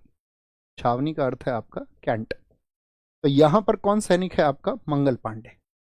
तो मंगल पांडे जी यहाँ पर थे। और मंगल पांडे जी ने क्या किया, इसका विद्रोह किया खुले रूप पर। और अपने सैनिकों को इसके लिए बोला, भाई अब हमको अपने धर्म बचाने के लिए लड़ना होगा। तो ये जो घटना घटी आपका, उन्होंने क्या किया, मंगल पांडे ने यहाँ पर एक रिवोल्ट कर दिया, एक विद्रोह कर दिया। और वो विद्रोह उन्होंने किया था आपका 29 मार्च को, 29 मार्च, 29 मार्च 1857 को। तो ब्रिटिश सरकार के अंदर एक सनसनी फैली कि भाई तुम ऐसा विद्रोह क्यों कर रहे हो। अंग्रेज अधिकारी पहुंचे जिसमें कि आपका सार्जेंट बाग था। उन्होंने कहा हाँ भाई क्या कह रहे हो तुम इसका प्रयोग नहीं करोगे। उन्होंने कहा नहीं करेंगे। बोला कभी तुम कर लो प्रयोग। उन्होंने उसके माथे पर गोली मार दी और जैसे ही आपका यहाँ पर हत्या हुई तो मंगल पांडे को यहाँ पर गिरफ्तार कर लिया गया। उन्होंने कहा कि भाई नहीं, हम नहीं चलाएंगे इसको, हमने अपने धर्म का जो पतित हो रहा है हमारा धर्म, या उसका पतन नहीं होने देंगे। तो यहाँ पर मंगल पांडे जी को यहाँ पर कहा जाता है कि जिन्होंने इस क्रांति की पहली गोली चलाई। किस डेट को चलाई गोली पहली? 29 मार्च 1857 को। के बदले में क्या मिला इनको? इसके बदले में इनको फांसी मिली, फांसी दी गई इनको। और ये फांसी जो हुई थी इनका वो बहुत जल्दी दी गई इनको, 8 अप्रैल को। कब? 8 अप्रैल 1857 को, 57 को इनको फांसी दे दी गई। ये बड़ी महत्वपूर्ण घटना है, ठीक है, इसको बात याद रखें। अच्छा, इसके बाद में सभी छावनियों में खबर पहुंचने लग गई कि भैया उस कैंट में ये हुआ है। बहुत सारे कैंट में क्या है विद्रोह होने लग गया और बहुत सारी छावनियों ने इसका विद्रोह किया। जैसे 24 अप्रैल को ये खबर पहुंची आपका, 24 अप्रैल 1857, 24 अप्रैल 1857, 24 अप्रैल 1857 को ये खबर पहुंचती है आपका मेरठ कैंट में, मेरठ छावनी। सारे साथी बताएं मेरठ किस प्रदेश में स्थित है? बाहर वाले बच्चों को पता होना चाहिए जो के अतिरिक्त हैं कि मेरठ आपका हमारे उत्तर प्रदेश में स्थित है और पश्चिमी उत्तर प्रदेश में एक प्रमुख जिला है। पहले शिक्षा की दृष्टि में आपका या बलिदान की दृष्टि में मैंने आपको बताया भी था, जब आपका तैमूर लंग आया तो तैमूर लंग को भी अपनी सेनाएं यहाँ से मोड़नी पड़ी थी। तो 24 अप्रैल 1857 को यहाँ पर क्या हुआ, यहाँ पर भी एक कैवलरी थी, घुड़सवार सेना थी जिसमें 90 सैनिक थे। 90 सैनिकों में से 85 सैनिकों ने, 90 में से जो 85 सोल्जर्स थे उन्होंने इसका बंदूक का प्रयोग करने से मना कर दिया। और इन सब का इन लोगों ने क्या बोला? इन 85 सैनिकों का हुआ कोर्ट मार्शल। कोर्ट मार्शल का मतलब इनके शरीर से वर्दी उतारी गई, इन सभी को 10 वर्ष की सजा सुनाई गई, 10 वर्ष की सजा। और कहाँ बंद कर दिया गया इन सबको? मेरठ जेल में 10 वर्ष की सजा सुना। इन सभी सैनिकों को नंगा किया गया, उनके वस्त्र उतारे गए और अंग्रेज अधिकारियों ने वहां खड़े होकर के उनकी खूब खिल्ली उड़ाई, खूब खूब उनके साथ हंसी मजाक किया उनके नग्न हालात को देख करके। अपराध क्या है? अपराध है कि अपने धर्म के लिए वो सिर्फ इतना कह रहे थे कि भाई हम इसका प्रयोग नहीं करेंगे। सैन्य सेवाएं तो वो ईस्ट इंडिया कंपनी को दे ही रहे थे। तो यहाँ पर सैनिकों के अंदर एक विचार पैदा हुआ कि हम जिन अंग्रेजों के लिए लड़े हैं, जिन अंग्रेजों के लिए हमने अपने भारतीय राजाओं को हराया, आखिर में हमें मिला क्या? यानी कि जब आप गलत पक्ष के लिए सरेंडर कर देते हैं, चाहे आप रोटी के लिए कर दें, एक समय पर तो इन्होंने अपने भोजन आदि की व्यवस्था के लिए ही तो ईस्ट इंडिया कंपनी का साथ दिया। गरीब लोग थे और उस समय जब उनके रोजगार अंग्रेज सरकार ने छीन लिए तो उनके पास विकल्प नहीं होते थे रोजगार के बहुत ज़्यादा। तो बहुत सारे लोग ठीक है सेवाएं दे देते थे, अपनी सैनिक सेवाएं, लेकिन उनको पता नहीं था कि एक दिन इन सेवाओं के बदले में ब्रिटिश सरकार हमारे साथ में ये करेगी। ठीक है, तो यहाँ पर ये घटनाएं घटने लग गई और ये घटनाएं घटते घटते फिर आपका ये जो आपका मैंने कहा ना 24 अप्रैल को मेरठ छावनी में और इनका कोर्ट मार्शल हुआ। जो कोर्ट मार्शल हुआ था इनका, ये हुआ था 9 मई को, 9 मई को, 9 मई 1857 को। और 9 मई 1857 को जब ये कोर्ट मार्शल हुआ तो यहाँ पर फिर अगले दिन पूरे मेरठ में एक खबर फैल गई और 10 मई 1857 की डेट आ गई, जिस दिन इसको 10 मई 1857 को कहा जाता है 1857 का संग्राम शुरू हुआ। 1857 की क्रांति की प्रारंभिक तिथि इसको माना जाता है, क्योंकि अब तक कहाँ हो रहा था? सिर्फ कैंट्स में हो रहा था, सिर्फ छावनियों में हो रहा था। क्रांति की शुरुआत इसको कहा जाता है, क्रांति की शुरुआत। और 1857 की इस क्रांति का यानी कि स्टार्टिंग ऑफ 1857 रिवॉल्यूशन 1857 की क्रांति। क्यों इसको क्यों कह रहे हैं भैया? फिर हम उसको क्यों नहीं बोल रहे हैं? आपका जो आपका मंगल पांडे ने कहा किया है, तो मंगल पांडे से पहले भी हुआ आपका, तो वो दरअसल में छावनियों के विद्रोह, अब तक जनता विद्रोह नहीं कर रही है। और क्रांति तब होगी, क्रांति कहा जाता है जब बहुत बड़े समूह उसमें शामिल हो जाएं, ठीक है, तब उसको क्रांति कहेंगे। जैसे कि हमारे देश में आप जानते हैं जेपी थे, इंदिरा गांधी जी ने खूब तानाशाही की इस देश में, खूब तानाशाही की तो सब लोगों को जेल में ठूस दिया। तो भारतीय राजनीति से एक व्यक्ति ऐसे थे जो संन्यास ले चुके थे, जेपी, सक्रिय राजनीति। तो जब पटना में छात्रों ने सभा की तो उन्होंने कहा कि आपको आना होगा और हमारा नेतृत्व करना होगा। तो जब एक व्यापक समूह हो जाए जिसमें बहुत अधिक वर्ग तक वो बात पहुंच जाए और सभी वर्गों की भागीदारी उसमें हो जाए और वो लोग जुड़ करके किसी परिवर्तन के लिए आगे बढ़ना चाहें या परिवर्तन के लिए लड़ना चाहें, तब उसको क्रांति कहा जाता है। तो जेपी ने किया। ऐसे ही यहाँ पर क्या हुआ कि 1857 में जब सब जगह मेरठ में बात पहुंची, तो यहाँ पर जो मेरठ के नगर कोतवाल हुआ करते थे, या समझिए मुख्य आपका जो पुलिस मुख्य पुलिस जो व्यक्ति थे यहाँ पर, मुख्य पुलिस का पद जिनके पास में था, चीफ पुलिस, वो थे नगर कोतवाल। नगर कोतवाल यहाँ पर थे, नगर कोतवाल यहाँ पर थे धन सिंह गुर्जर। कौन थे? बाबा धन सिंह गुर्जर यहाँ पर थे, जो कौन थे? नगर कोतवाल थे। अब इन्होंने देखा ब्रिटिश सरकार क्या हमारे यहाँ पर अत्याचार कर रही है, अत्याचार कर रही है, तो इन्होंने क्या किया, जिन कैदियों को बंद किया गया था यहाँ जेल में, जिनको सजा सुनाई गई थी, इन्होंने कैदियों के फाटक खोल दिए कि तुमको क्रांति करनी हो। और साथ में एक स्ट्रेटजी बना करके जो टेलीग्राफ सर्विस थी वहाँ की, उस टेलीग्राफ सर्विस को इन्होंने डिस्कनेक्ट कर दिया, ताकि ये प्रचार प्रसार बहुत ज़्यादा ना हो पाए और अंग्रेज कोई संदेश ही ना भेज पाए। तो इस तरह के वहाँ का जो आपका टेलीकम्युनिकेशन का जो भी आपका यूनिट था उसको डिस्ट्रॉय कर दिया गया। और साथ में यहाँ पर एक व्यक्ति थे और उनका नाम है कदम सिंह गुर्जर। कदम सिंह गुर्जर आप जानते होंगे, दोनों व्यक्तियों के नाम आपने सुने होंगे, और अगर नहीं सुने तो मैं बता दूं कि आज भी जो हमारा गुर्जर समाज है वहाँ पर ये आपका एक बलिदान और सम्मान का प्रतीक है। जैसे ये मेरठ के रहने वाले थे और मेरठ में इनका गांव भी है, पांचली गांव, अगर आप जो लोग मेरठ के आसपास के होंगे जानते और समझते हो। तो इन्होंने क्या बोला, इनको बोला कि भाई यहाँ से तुम जो है ना, अब हम सबको एक नेतृत्व की जरूरत होगी। भाई जगह जगह अगर भीड़ बिगर नेतृत्व की लड़ेगी तो क्या फायदा है। अच्छा नेतृत्व कौन करे, ये बड़ी बात थी। तो यहाँ से जो भीड़ चली 10 मई से मेरठ से चल करके, तो भाई तुम दिल्ली पहुंचो, और अभी जिस मुगल शासक को ये हटाना चाह रहे हैं, वो भावना थी, क्योंकि अंग्रेज विदेशी हैं और मुगल कम से कम देसी हैं, हमारे देश में रह रहे हैं, तो क्यों ना अब तक जो मुगलों के वंशज हैं आपका, जिनका नाम है बहादुर शाह जफर, बहादुर शाह जफर जो अंतिम मुगल सम्राट थे, क्यों ना उन्हीं के नेतृत्व में लड़ा जाए। तो ये भीड़ ने कहाँ पर टारगेट बना लिया आपका, तो इस भीड़ ने टारगेट किया कि भाई हम पहुंचेंगे अब आपका कहाँ पर। ये भीड़ आपका कहाँ पर चल दी, सारी की सारी जो विद्रोह करने वाली जनता थी, 11 मई को, 11 मई 1857 को ये सब लोग पहुंचे कहाँ पर, दिल्ली। दिल्ली पहुंचे, कहाँ पहुंच गए, ये दिल्ली पहुंचे। 11 मई 1857 को लोग दिल्ली पहुंचे। अब ऐसा नहीं था कि बहुत और जगह पर नहीं बात पहुंची क्या ये वाली, तो धीरे धीरे जन भावना लोगों तक बढ़ने लगी। जैसे कि बागपत क्षेत्र में मैं आपको बताऊं, जो छपरौल गांव पड़ता है, वहां पे जन्म हुआ था बाबा साहमल चौधरी साहब थे, वहाँ के बहुत चर्चित, उनका जो जाट समुदाय था उसमें बहुत पकड़ थी। उन्होंने 84 गांवों की पंचायत की और 84 गांवों के मुखियाओं से एक आपका उन्होंने संवाद किया। ठीक है, तो वहाँ से उन्होंने भी आपका लिखना इनको भी बाबा साहमल के दौरान, ये उन व्यक्ति, ये उन दो व्यक्तियों में से नाम, धन सिंह कोतवाल गुर्जर थे और आपका बाबा साहमल जाट, इनका नाम आता है। तो उन्होंने 84 गांवों की एक पंचायत करके उस भीड़ को भी कहाँ पर भेजा, ये कहाँ से थे, बड़ौत से, बड़ौत, बड़ौत से। ठीक है, बात याद रख लें। तो कहने का मतलब है भीड़ चलने लग गई आपका दिल्ली की तरफ, और दिल्ली में उद्देश्य क्या है भीड़ के पहुंचने का, क्योंकि उनको एक नेतृत्व की आवश्यकता है, और नेतृत्व के रूप में उनका साथ कौन देंगे, तो वो साथ देने के लिए है वहां पर आपका कौन, बहादुर शाह जफर।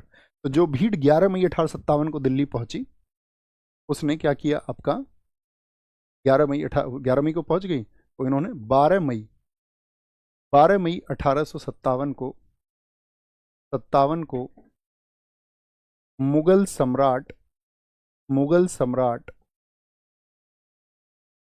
मुगल सम्राट बहादुर शाह जफर, बहादुर शाह जफर, क्योंकि बाकी सबको तो अंग्रेजों ने कमजोर कर दिया था, ये भी पेंशनर थे, लेकिन फिर भी सबसे बड़ा नाम इन्हीं का लोगों को लगा, और मेरठ की नजदीकी भी थी। बहादुर शाह जफर को नेता घोषित किया, ये तो बुजुर्ग हो चुके थे, नेता घोषित किया कि भाई तुम हमारी क्रांति के नेता हो, घोषित किया,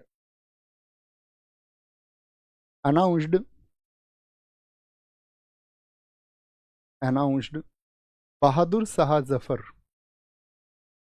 बहादुर Shah Zafar, Bahadur Shah Zafar as his leader, as his leader on 12th of May, 12th of May. ठीक है, अब तो सब लोगों तक ये मैसेज पहुंचा। अब बहादुर शाह जफर को तो थोड़ी दिक्कत ये भी थी कि भाई ईस्ट इंडिया कंपनी के खिलाफ लड़ना है, तो लड़ा भी जाए या ना लड़ा जाए। तो उन्होंने उसके लिए पत्राचार किया और उस समय पे जितने भी स्थानीय शासक थे उन सबको चिट्ठियां लिख दी कि हम सबको एक विद्रोह करना है और हम सबको उसके लिए एकजुट होना पड़ेगा।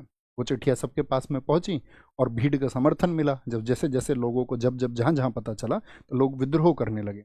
जिस विद्रोह के बाद में अंग्रेजी सरकार ने उसको दमन करने के लिए अपने आसपास जितना भी उनका, जो भारत के आसपास में जहां कहीं भी उनकी सेनाएं थीं, ठीक है, उन सब को बुला लिया कि भाई आकर के भारत में क्रांति हो चुकी है और ये एक ऐसा समय है, जैसे कैनिंग ने खुद कहा है।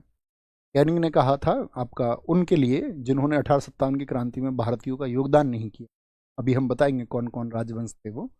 तो 1857 की क्रांति में कैनिंग ने स्वयं कहा था कि अगर सिंधिया इस 1857 की क्रांति में शामिल हो जाते तो मुझे यहाँ से भागना पड़ता। तो अब बहुत सारे राजवंश हुए जिन्होंने साथ नहीं दिया, लेकिन जब लोगों तक पहुंची तो स्थानीय लोग कौन थे इस क्रांति को शुरू करने वाले। तो जैसे मैंने अभी नाम बताया आपका बाबा साहब मलजाट, इनको अंग्रेज सरकार ने क्या किया, इनके कई शरीर के टुकड़े किए और 21 जुलाई 1857 को कहते हैं इनके सिर को उन्होंने लटकवा दिया ताकि लोगों के अंदर डर पैदा हो।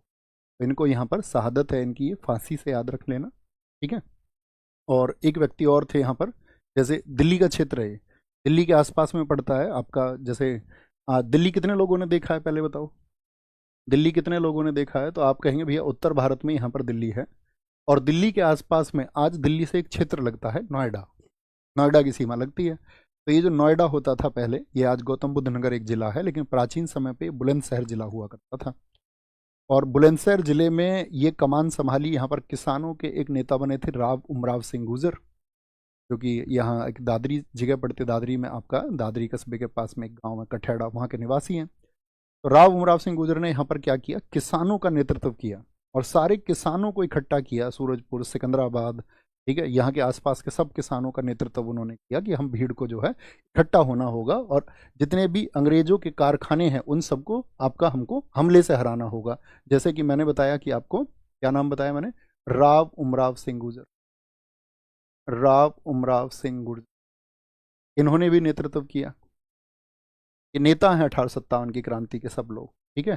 फिर इनको भी सार्वजनिक फांसी दी गई 17 सितंबर को। तो अंग्रेज सरकार अपना जुल्म ढा रही थी 17 सितंबर, और ये बात है 1857 की। तो इनको भी फांसी दे दी गई क्योंकि इन्होंने सिकंदराबाद में जो अंग्रेजों का आपका हेडक्वार्टर होता था, उस पर इन्होंने, हेडक्वार्टर का मतलब एक आपका क्या बोलेंगे उसको, अगर हम कहें तो मतलब केंद्र हुआ करता था अंग्रेजी सेना का, एक छोटी सी जेल भी हुआ करती थी सिकंदराबाद में। और ये बातें मैं आपको बता रहा हूँ इसलिए क्योंकि हमारी अपनी जो सिटी लगती है, मेरी जो पढ़ाई हुई है, या मैं कहूँ कि मेरी 6ठी क्लास से लेकर के 12वीं तक की जो पढ़ाई हुई है वो सिकंदराबाद कस्बे में हुए हैं।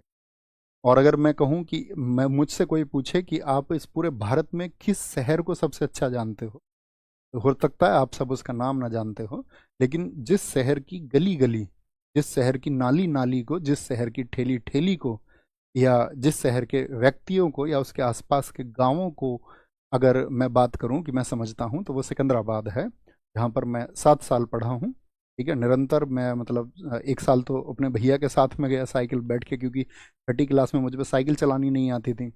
7वीं में साइकिल मुझे मिली क्योंकि भैया के ट्यूशन रहते थे, तो वो अपना मुझे लेकर के अपने ट्यूशन में उनके साथ साथ में घूमता था। तो 7वीं में मुझ पर साइकिल चलानी आई, हालांकि बहुत छोटा बच्चा सीख लेता है। तो फिर 7वीं से लेकर के 12वीं तक साइकिल से सिकंदराबाद जाना पढ़ना, और आज तक भी मतलब उस शहर से अपना मतलब दिली जुड़ाव है। अपने लोग हैं जहाँ पर, आप जानती हो, जहाँ पर हमारी पढ़ाई लिखाई होती है, जहाँ पर हमारे अपने लोग होते हैं, दोस्त होते हैं, तो वहाँ पर आपका मतलब एक अलग लगाव होता है जहाँ पर आप चीज़ों को समझते हो, लोगों को जानते हो। तो क्या बोलेंगे जी, ये सारी बातें मैं आपको बता रहा हूँ। तो यहाँ पर क्या हुआ, आपका सिकंदराबाद में इन्होंने हमला किया, तो इसके बाद में इनको भी एक फांसी दी। तो कहने का मतलब है क्रांति जो है वो चल चुकी थी, और इसी के बाद में जो गुर्जर जाति है उसके लिए स्टेटमेंट आया अंग्रेजों का, और उन्होंने उनको कहा कि ये गुर्जर जाति जो है, अपने लेखों में उन्होंने कहा ये गुर्जर जाति आपका एक विद्रोही, एक विद्रोही और खतरनाक जाति है, ऐसा कह करके उन्होंने संबोधित। तो कहने का मतलब है क्रांति की शुरुआत हो चुकी थी, और किसको लीडर अपना अपॉइंट कर लिया गया था, लीडर अपॉइंट कर लिया गया था बहादुर शाह जफर को। लेकिन जो वास्तविक कमान थी, वास्तविक वास्तविक जो कमान थी, वास्तविक कमान, क्योंकि ये तो बूढ़े हो चुके थे, वास्तविक कमान थी इनके कमांडर का नाम था बख्त खां। क्या नाम है कमांडर का नाम? बख्त खां। तो बख्त खां के हाथों में वो कमान थी और बख्त खां ने इसको संभाला, क्योंकि ईस्ट इंडिया कंपनी में काम भी कर चुका था बख्त खां पहले। कहने का मतलब है अंग्रेजों को ये बात पता चली तो अंग्रेजों ने अपनी सेना भेजी, और सेना भेजी तो यहाँ पर जो अंग्रेज अधिकारी आए वो कौन कौन आए, ये लिखना, फॉर सप्रेशन, दमन के लिए अंग्रेज अधिकारी, दमन के लिए अंग्रेज अधिकारी। इसकी विफलता के कारण भी हम पे बात करेंगे बाद में, पहले इसको समझ। दमन के लिए अंग्रेज अधिकारी, अंग्रेज अधिकारी, दमन के लिए अंग्रेज अधिकारी। अंग्रेज अधिकारी कौन कौन से थे? एक तो निकोलसन था जो मारा गया, निकोलसन और हडसन, ये बहुत पूछे जाते हैं भैया। एक तो नेतृत्व किसने किया, और दमन के लिए जो अधिकारी थे हडसन, निकोलसन और हडसन। इसमें क्या हो गया था, निकोलसन मारा गया, हीड के द्वारा निकोलसन को मारा गया, ठीक है। फॉर सप्रेशन, फॉर, या लिख लीजिए रेबलियंस आर, क्योंकि ये दमन हो ही गया था, ये लिखना, रेबलियंस विद्रोही, rebellions were suppressed by, were suppressed by, suppressed by Nicholson and Hudson. कौन मारा गया? निकोलसन मारा गया, निकोलसन मारा गया। अच्छा, अब यहाँ पर क्या हुआ कि जैसे ही पता चला कि भाई अंग्रेज सरकारों की जो घेराबंदी है वो शुरू हो गई है, ईस्ट इंडिया कंपनी ने अपना घेरा डाल दिया है, तो जो बहादुर शाह जफर था, तो बहादुर शाह जफर यहाँ पर क्या करता है, बहादुर शाह जफर को समझ में आ गया कि यार ये तो गड़बड़ हो गई, क्रांति क्या, ये तो हम मारे गए। बहादुर शाह जफर यहाँ से भाग गया। बहादुर शाह जफर ने क्या सोचा कि भाई यहाँ से निकल के लाल किले से, लाल किले में रहता था, तो कहाँ चला गया बहादुर शाह जफर? रेड फोर्ट से, लाल किले से हुमायूं के मकबरे में, जो कि दिल्ली में ही था। चुपचाप जामा मस्जिद से होकर के, यही कहा जाता है कि पहले जामा मस्जिद गया, और इसके पास में जो सबसे कीमती चीज़ बताते हैं उस समय पे बहादुर शाह जफर के पास में हुआ करती थी, वो कहते हैं कि एक सीसी में जो इसकी नियामत थी वो इसने जामा मस्जिद में दे दी, और कहते हैं उसमें पैगंबर मोहम्मद का कोई बाल रखा हुआ था, उसमें उनका बाल था, तो इसकी प्रिय चीज़ उसको माना जाता है। वहाँ से होते हुए ये गया आपका कहाँ पर, हुमायूं का मकबरा, हुमायूं का मकबरा। और बख्त खान ने इससे कहा था कि भाई तुमको जाना होगा अभी दोआब में। दोआब का मतलब गंगा जमुना के बीच में जो भूमि है वहाँ पर अभी लोग जो हैं वो इकट्ठे होंगे, वो कल को तुम्हें संरक्षित करेंगे, तो यहाँ से निकल के वहाँ जाओ। लेकिन इसके कुछ लोगों ने इससे कहा कि नहीं, तुमको यहीं बने रहना है और यहीं पर तुम्हारी स्थिति जो है वो सुरक्षित है, और उन्हीं लोगों ने इसकी सूचना दे दी ईस्ट इंडिया कंपनी को। अंग्रेज अधिकारी यहाँ पर आए और कहते हैं कि इतनी हालात खराब किया उन्होंने, बहादुर शाह जफर को उन्होंने पीटा, मारा। इवन ये कहते हैं एक सैनिक अधिकारी ने तो उनकी दाढ़ी पकड़ करके बुढ़े तक उनसे कहा, और उसको खींच लिया गया, ठीक है, और खींच करके ले जाया गया उस मुगल बादशाह को।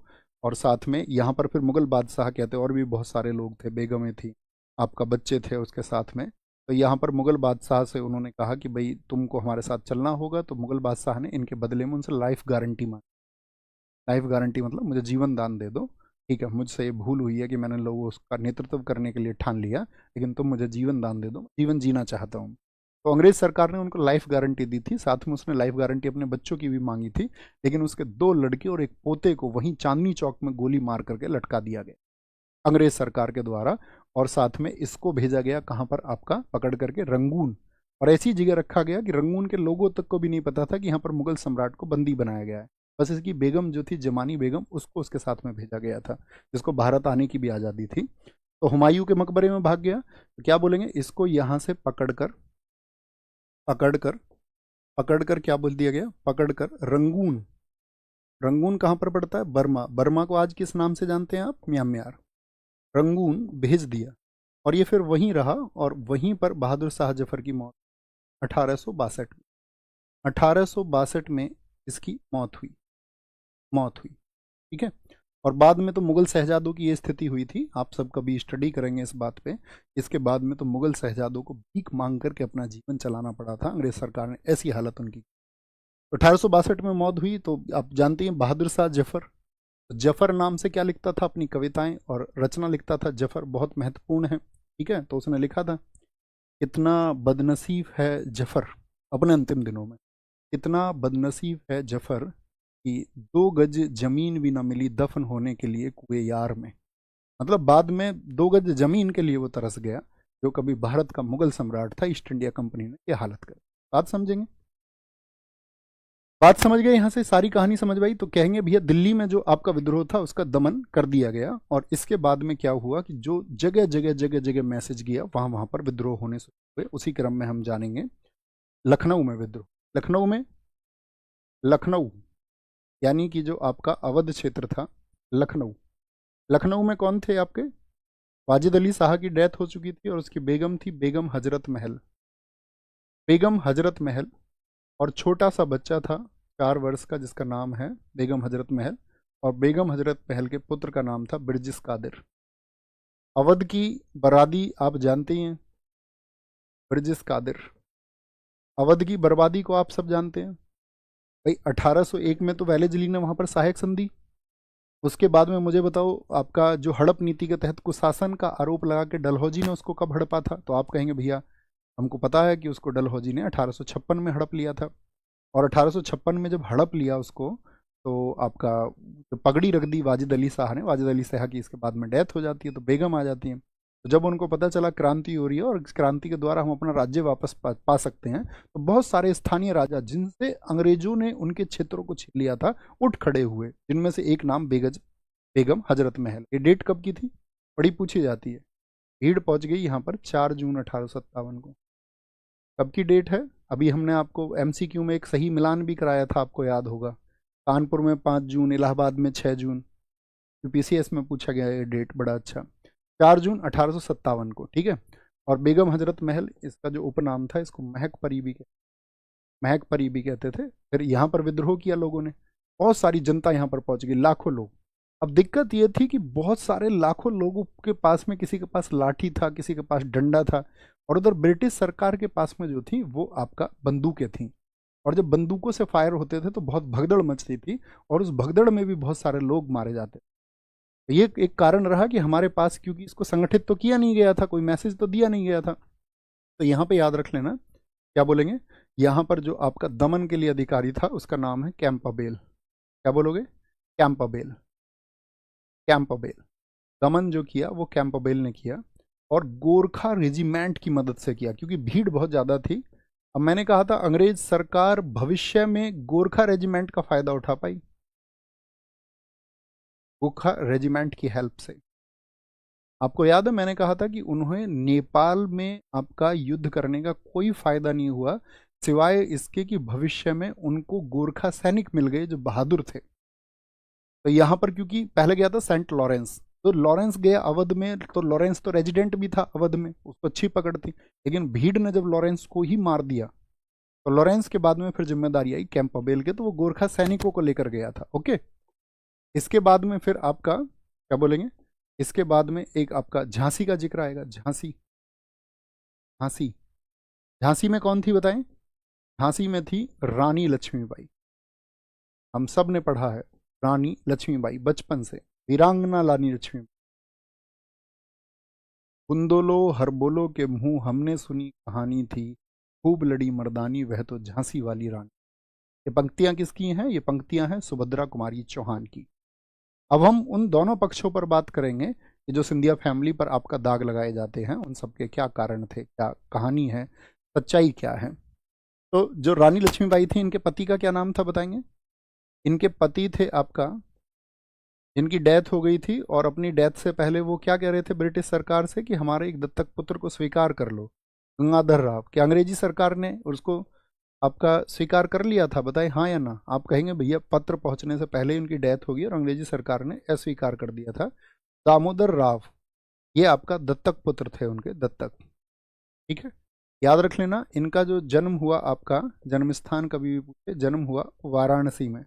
2 डेट कही जाती हैं, 1828 और 1835, वाराणसी में।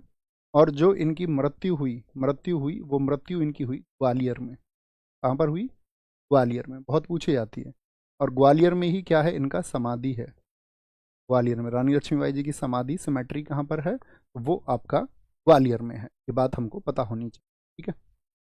अच्छा, हम आपको पीछे लेके चलेंगे डलहौजी के टाइम पे थोड़ा सा। तो मैंने कहा था डलहौजी की तो डॉक्ट्रिन लैप्स पॉलिसी थी, तो उसके तहत झांसी को किस वर्ष में उसने अपने कंट्रोल में कर लिया था? 1853 लास्ट में मैसेज दिया और 1854 बाद में उन्होंने क्या किया, झांसी को अधीन कर लिया था। यहाँ से आप कहानी समझे सारी। 1854 1854 में क्या कर लिया था उन्होंने, झांसी का विलय कर लिया। झांसी का विलय बहुत जगह जो वर्ष है 1853 मिलता है, लेकिन एनसीईआरटी के अकॉर्डिंग और एक बार एसएससी जीडी में पूछ लिया, 1853 और 54 दोनों वर्ष दे दिए और 1854 को सही माना गया एनसीईआरटी के आधार पर। ये जो बात है आपका, इसके बाद में झांसी का जब इन्होंने विलय किया तो आपका रानी लक्ष्मीबाई कहाँ गई, तो रानी लक्ष्मीबाई क्योंकि उनके पति खत्म हो चुके थे, ठीक है, अब इनके पास में जो विश्वसनीय थी तो महिलाएं थी इनकी आपका, तो रानी लक्ष्मीबाई को इन लोगों ने रहने दिया था रानी महल में। वहाँ पर झांसी में ही रानी महल में ही रहती थी। और रानी महल में क्योंकि स्थितियां उस समय की ऐसी नहीं थी कि ये विद्रोह कर पाती, और सीधे विद्रोह का अर्थ सिर्फ और सिर्फ अंग्रेजी राज के सामने एक हार थी, तो उन्होंने कूटनीति का सहारा लिया कि धीरे धीरे हम एक विंग बनाते हैं, एक महिला विंग बनाते हैं। तो ये क्योंकि बचपन से इनकी बहुत सारी सहेलियां थी, जब बचपन में इनका नाम छबीली बाई, मणिकर्णिका, मनु, इन नामों से आप इन्हें जानते हैं, तो इनकी बहुत सारी सहेलियां थी, तो उनके साथ में मिलकर के इन्होंने एक महिला ब्रिगेड बनाई। धीरे धीरे लोगों को इन्होंने इकट्ठा करना शुरू किया, और जब इनको पता चलता है 1857 की क्रांति शुरू हो चुकी है, तो इन्होंने क्या किया, अपने साथ में जो तात्या टोपे हैं उनको मिला करके इन्होंने ग्वालियर पर अटैक कर दिया।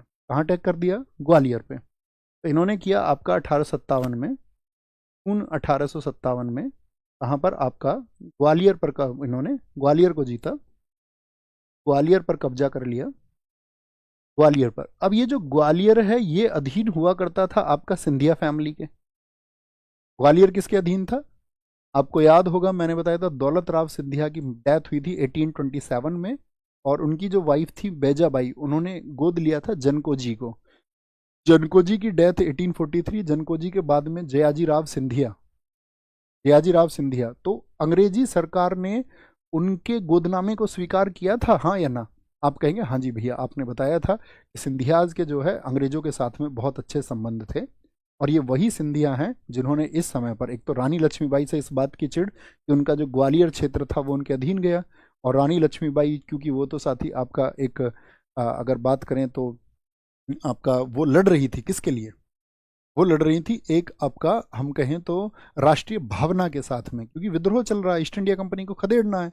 लेकिन जयाजी राव जो सिंधिया फैमिली थी वो बचाना चाहती थी सिर्फ और सिर्फ अपने अधिकारों को, अपने हितों के लिए, तो वो ईस्ट इंडिया कंपनी के साथ में थी, क्योंकि वो जो प्रोमिस थे वो थे ईस्ट इंडिया कंपनी के। तो उन्होंने रानी लक्ष्मीबाई का साथ नहीं दिया, और यहीं पर कैनिंग का कथन है कि अगर सिंधिया शामिल हो जाते तो अंग्रेजों को भागना पड़ता।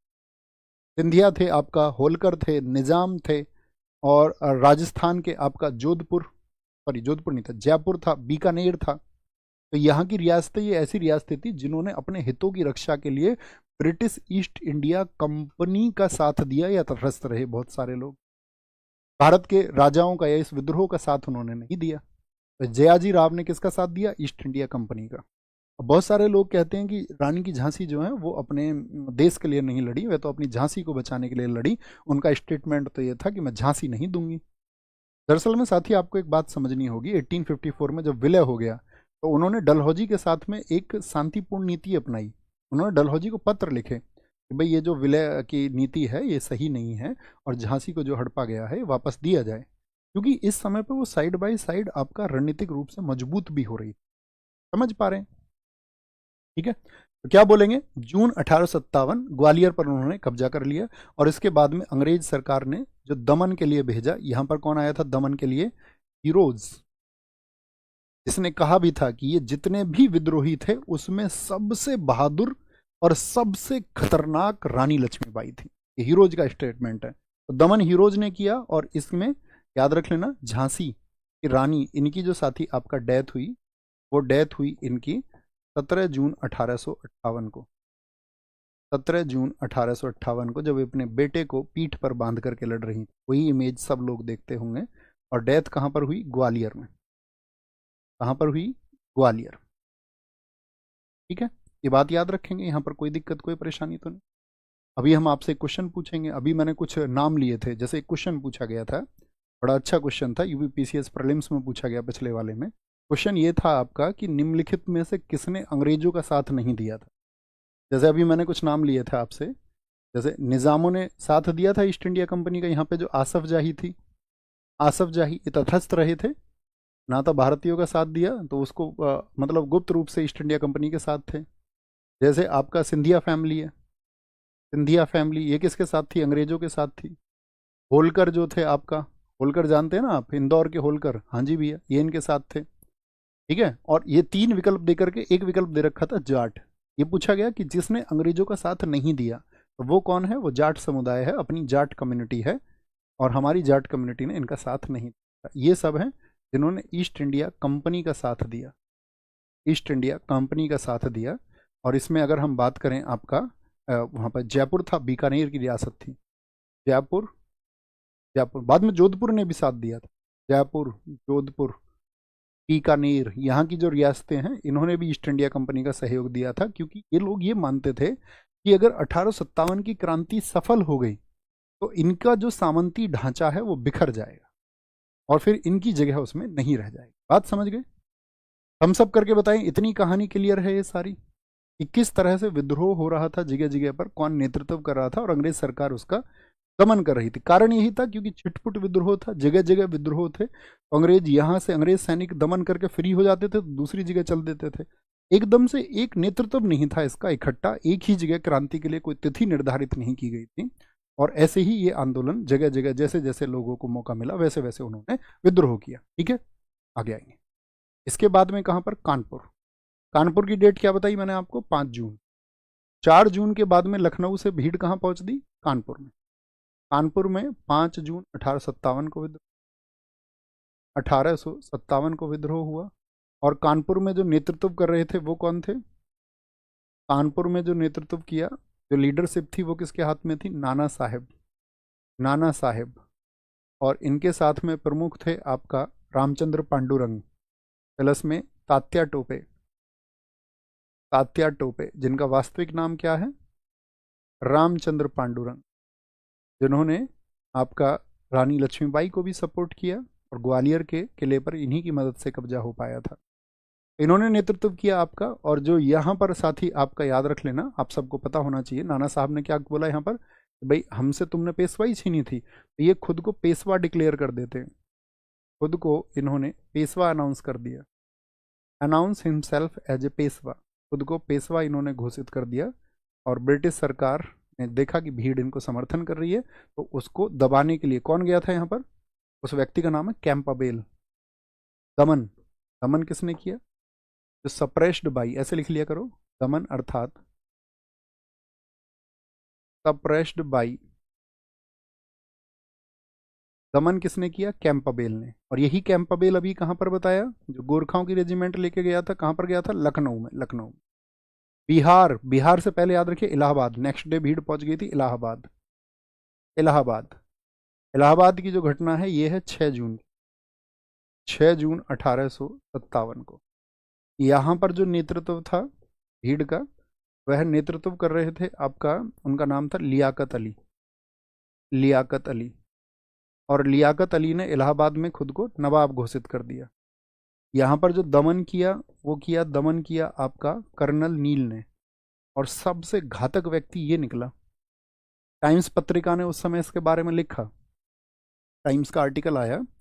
हाँ, तो टाइम्स ने एक बात लिखी यहाँ पर कि नादिर शाह, नादिर शाह कब आया भारत में? 1739। कि नादिर शाह के आक्रमण के बाद में जो सबसे बुरा हाल जनता का किया गया वो इस नील ने किया। और जब इसने दमन कर दिया यहाँ इलाहाबाद में, तो इसने बच्चियों पर गोलियां चलवाई, इसने बच्चों पर गोलियां चलवाई, इसने बूढ़ों पर गोलियां चलवाई। और रास्ते में जो कोई व्यक्ति था, तब इनका टारगेट एक ही था, इनको गोली मार करके लटका दिया जाए। और चारों तरफ आपको दिखेगा उस दौर में पेड़ों पर, सूलियों पर आपका सिर्फ और सिर्फ भारतीय लोग लटके हुए दिखते थे। 1857 की क्रांति में इतना दर्दनाक तरीके से इन लोगों ने दमन किया। ठीक है, तो इलाहाबाद से बाद में फिर याद रख लेना, जैसे बिहार में नेतृत्व हुआ। अब ये सारी जगह दक्षिण भारत की हैं, उत्तर भारत की मुझे ये बताओ। बिहार में थे कुंवर सिंह, कौन थे? बिहार में थे आपका कुंवर सिंह। और कुंवर सिंह ये कहाँ पर थे? आपका जगदीशपुर में, जगदीशपुर में थोड़ी सी सेना लेकर के इन्होंने भी एक अच्छा विद्रोह किया कुंवर में। और यहाँ पर जो दमन किया, दमन किया टेलर मेजर ने। दमन करने वाला कौन था? Taylor, Taylor Major. और इनके साथ में एक अधिकारी और था, Vincent Eyre, Vincent Eyre. Vincent Eyre, Vincent Eyre. Bihar में फैजाबाद, फैजाबाद में विद्रोह हुआ आपका। फैजाबाद में कौन व्यक्ति था, बहुत चर्चित नाम उस समय का, जगह जगह जाकर अंग्रेजों को मारा, मौलवी अहमदुल्ला। मौलवी अहमदुल्ला उस समय का बहुत बड़ा नाम था इनका, और इतना बड़ा नाम था कि जो हिंदू मुस्लिम एकता है, याद रखना इस समय तक हिंदू मुस्लिम एकता इस देश में प्रबल थी। हिंदू और अंग्रेजों को ये समझ, जितने भी हिंदू और मुसलमान थे उनको समझ में आ गया कि हम सबको इस देश में एक होने की आवश्यकता है, ताकि बाहरी शक्तियां हमारे ऊपर प्रभावी ना हो। और उस समय पर उस एकता के जो प्रणेता माने जाते हैं वो मौलवी अहमदुल्ला को माना जाता है, जिनके हाथी के आगे एक ढोल बजता रहता था, और इनको इसलिए डंका साह के नाम से भी जाना जाता है। मौलवी अहमदुल्ला, डंका साह, एक महान व्यक्ति थे उस दौर में, डंका साह। तो ये इतना परेशान थी, ये जगह जगह पहुंच जाते थे, कहीं पर भी पहुंच जाते थे, इनके नाम के नगाड़े बज रहे थे और लोग समझ रहे थे कि ईस्ट इंडिया कंपनी के अधिकारियों को यहाँ से निकाल फेंकेंगे। तो ब्रिटिश सरकार इनसे इतना परेशान हो गई थी कि इनके ऊपर 50,000 रुपये का इनाम रखा। आप समझिए 1857 में 50,000 रुपये का इनाम। आज किसी के ऊपर 50,000 का इनाम हो जाए तो 50,000 का इनामी जो व्यक्ति होता है अपराधी, वो बहुत बड़ा अपराधी होता है। सोचिए उस समय पर 50,000 रुपये का इनाम रखा गया। ठीक है, कितना इनाम था इनके ऊपर, इनके ऊपर था 50,000 रुपये का इनाम। पूछा जाता है खूब, 1857 की क्रांति में 50,000 रुपये का इनाम किसके सिर पर रखा गया था। और यहाँ पर जो अधिकारी गया दमन के लिए, यहाँ पर भेजा गया है अधिकारी दमन के लिए नील को। क्या ये कर पाया था, दमन के लिए अधिकारी जब गया तो वहाँ पर पहुँचा आपका फैजाबाद में, वहाँ से निकल गए, दूसरी जगह जाके लोगों को सपोर्ट किया। कभी कहीं पहुँच जाते इनके लोग, कभी कहीं पहुँच जाते, तो इनको अंग्रेज सरकार मिटा नहीं पाई। ठीक है, इसीलिए तो इनाम रख रही थी। और नील भी इस बात में सफल नहीं हुआ, लेकिन इनको धोखा दिया उस समय पर जो इनके एक साथी था राजा जगन्नाथ, जिसने इनको मीटिंग के लिए बुलाया और अपने ही दरबार में जब बुलाया गया तो इनके ऊपर तोप से हमला करवाया। इसने धोखा दिया, राजा जगन्नाथ ने, फैजाबाद में। और फिर ब्रिटिश सरकार तो बड़ी खुश हुई और इनके सिर को उन्होंने फैजाबाद के गेट पर, उस समय प्रशासनिक कार्यालय जो फैजाबाद का था वहां पर रखा, लोगों के अंदर खौफ पैदा करने के लिए। तो दमन के लिए किसको भेजा गया था, नील को। कभी भी पूछा जाए याद रखना बात को। ठीक है, एक याद रखना, राजा जगन्नाथ की वजह से एक असली देशभक्त का क्या हाल हुआ। फैजाबाद हो गया, इलाहाबाद तो हम आपको बता चुके, फिर कौन सी जगह बची, झांसी हो गया, यहाँ पर बताया हमने आपको, लखनऊ हो गया, झांसी में हुआ आपका बड़े स्तर पर, आपका कानपुर में, इलाहाबाद में, इलाहाबाद के बाद में बिहार में, फिर आपका फैजाबाद में।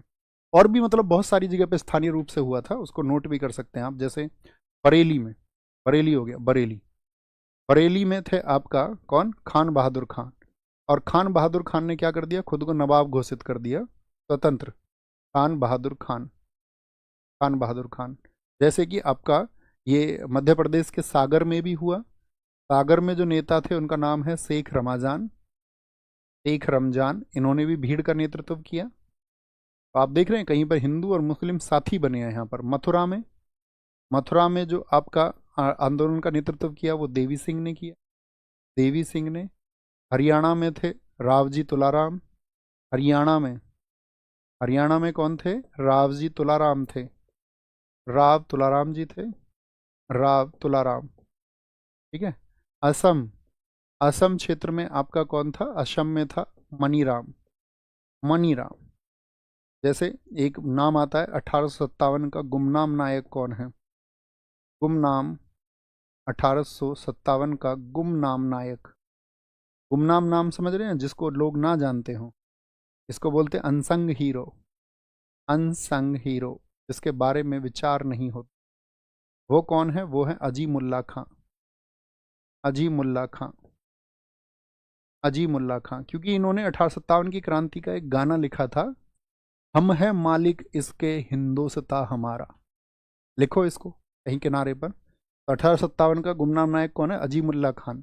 कभी भी पूछे आपसे क्या बोलेंगे, क्या है इनके गीत का नाम, हम है मालिक इसके हिंदोस्तां हमारा। तो इस तरह के मतलब सब लोगों में ये प्रतीक हुआ, लोग रोटी बांटते थे, तो इसीलिए कहा जाता है आपका 1857 का प्रतीक क्या था, साइन ऑफ 1857 रिवॉल्यूशन, 1857 क्रांति का प्रतीक। बहुत परीक्षाओं में पूछा गया है। तो इनके प्रतीक थे लोटस एंड ब्रेड, कमल और रोटी, कमल और रोटी, कमल और रोटी। हर जगह इस विद्रोह को दबा दिया गया। लोटस एंड ब्रेड, लोगों को रोटी भेजी जाती थी। Lotus and bread, lotus and bread, ठीक है। एक आपका याद रख लेना, इस समय पे वायसराय कौन था? वायसराय कौन था इस समय पे? कैनिंग था। कि मैंने आपको बता दिया कैनिंग का कार्यकाल कितना है, सारे लोग लिखें। 1856 से 62, 6 वर्ष तक ये रहा था। चलो जी, 8 वर्ष रहा था। इस समय पे ब्रिटिश प्रधानमंत्री कौन था 1857 की क्रांति के समय? ब्रिटिश पीएम था आपका पार्मस्टन। कौन था? पार्मस्टन था। आपसे पूछे 1857 की क्रांति, क्रांति के समय जो कवि था उसका क्या नाम है? कवि तो बहादुर शाह जफर के समय पर रहता था। कौन? मिर्जा गालिब। क्या बोलोगे? मिर्जा, मिर्जा गालिब। मिर्जा गालिब आप अक्सर देखते रख दो। अच्छा भैया गालिब बन रहे हो। 1857 क्रांति के समय कवि हो गया। एक आपका एक नाम हो रहा, हाँ, 1857 क्रांति का इसने डिस्क्रिप्शन दिया था, लाइवली डिस्क्रिप्शन। 1857 की क्रांति का सजीव वर्णन किसने किया जो उस समय पर था? सजीव वर्णन, सजीव वर्णन किया आपका किसने? वो था आपका माइकल, माइकल इसेन, माइकल इसेन ने, माइकल इसेन ने, ठीक है। लाइवली डिस्क्रिप्शन लिख लेना, lively description of 1857 revolution. Okay, कोई दिक्कत? इस सब के पीछे कारण क्या रहा? मैं यदि आपसे एक शब्द पूछना चाहूं कि 1857 की क्रांति के विफल होने के पीछे कारण क्या रहा, मुझे बताएं जरा। बोलो भाई सारे लोग, 1857 की क्रांति के पीछे असफल होने का कारण क्या रहा? तो क्या बोलेंगे? सिर्फ और सिर्फ एक शब्द बोलना है। तो आप कहेंगे भैया इसका जो है एक सामूहिक नेतृत्व और एक निश्चित तिथि की इसकी घोषणा करके इसको शुरू नहीं किया गया था, यानी कि नेतृत्व की कमी। क्या रहा भैया? रिफ्रेश करें ना बच्चों का। यूनिटी, यूनिटी नहीं थी भैया, यूनिटी नहीं थी, एकता नहीं थी। बहुत बढ़िया, एकजुट नहीं हो पाए। और इसका सबसे बड़ा कारण आप सबने सही समझा, एकदम से नेतृत्व की कमी या नेता का ना होना। छिटपुट छिटपुट किया और अंग्रेज सरकार उस छिटपुट छिटपुट विद्रोह को दबाती चली गई। लेकिन भारत के प्रशासन में बहुत सारे चेंज आए। इसके लिए जिन साथियों ने नहीं देखा है तो 1858 का एक्ट जरूर पढ़ना, मैंने आपको पढ़ाया हुआ है पॉलिटी में, आप सर्च करना पॉलिटी में जाकर के, या यूट्यूब पर सर्च करना 1858 एक्ट नवीन, ऐसा लिख लेना। तो वहाँ पर क्या हुआ था उसके बाद में? फिर क्या हुआ था? ईस्ट इंडिया कंपनी ने बीओसी बीओडी इन सबको खत्म करके, और आप जानते हैं 1 नवंबर 1858 को विक्टोरिया की घोषणा पड़ी थी कैनिंग ने इलाहाबाद में। और उसके द्वारा फिर क्या हुआ था? भारत में एक भारत काउंसिल बनाई गई थी 15 सदस्यों की, एक भारत आपका सचिव पद बनाया गया था, ठीक है। तो स्टैनली बना था आपका भारत का पहला, और इस तरह से क्राउन का शासन शुरू हो गया था। तो 1857 की क्रांति के फलस्वरूप क्या हुआ था? 1858 से ब्रिटेन की महारानी ने प्रत्यक्ष रूप से शासन अपने हाथ में ले लिया, क्योंकि उनको डर हो गया था कि भाई अगर हिंदू मुस्लिम एकता यहाँ पर बनी रही तो ये हमको उखाड़ फेंकेंगे, आज नहीं तो कल उखाड़ फेंकेंगे। इसलिए इस एकता को तोड़ना जरूरी है। इसीलिए हिंदू मुसलमानों के बीच में जो खाई है वो ईसाइयत ने, अंग्रेजों ने पैदा करनी शुरू की, धीरे धीरे शुरू की। आप धीरे धीरे जानोगे भी उसको। इन्होंने जोर दिया कि इन भारतीयों को किस तरह से अब राजनीति में बांटा जाएगा, किस तरह से जातिगत रूप से उनका विखंडन होगा। फिर जातिगत रूप से उन्होंने रेजिमेंट भी बनानी शुरू की, राजपूत रेजिमेंट, सिख रेजिमेंट, इस तरह से उन्होंने रेजिमेंट बनानी शुरू कर दी और बांटने की प्रक्रिया को शुरू किया। ओके, क्या बोलेंगे जी? समझ में आई इतनी बात? एक बार आंसर कर दें मुझे। निम्नलिखित में से कौन एक 1857 के विद्रोह का आरंभ सही सुमेलित नहीं है? लखनऊ में भैया याद रखना 4 जून, कानपुर 5 जून, इलाहाबाद 6 जून। झांसी में गए थे जून में, झांसी में जून में। मेरठ में 10 मई, बैरकपुर में मंगल पांडे 29 मार्च। एकदम से सही है, अभी पिछले वर्ष पूछा गया यूपीएससी प्रीलिम्स में, इसलिए आपको बहुत ध्यान से पढ़ने की। 1857 के विद्रोह के दौरान निम्नलिखित में से किस जाट नेता ने उत्तर प्रदेश के परगना बरूद, बरूद किसको बोल रहे हैं? यूपी के बड़ौत को, बागपत बड़ौत को बोल रहे हैं, यागपत बड़ौत को।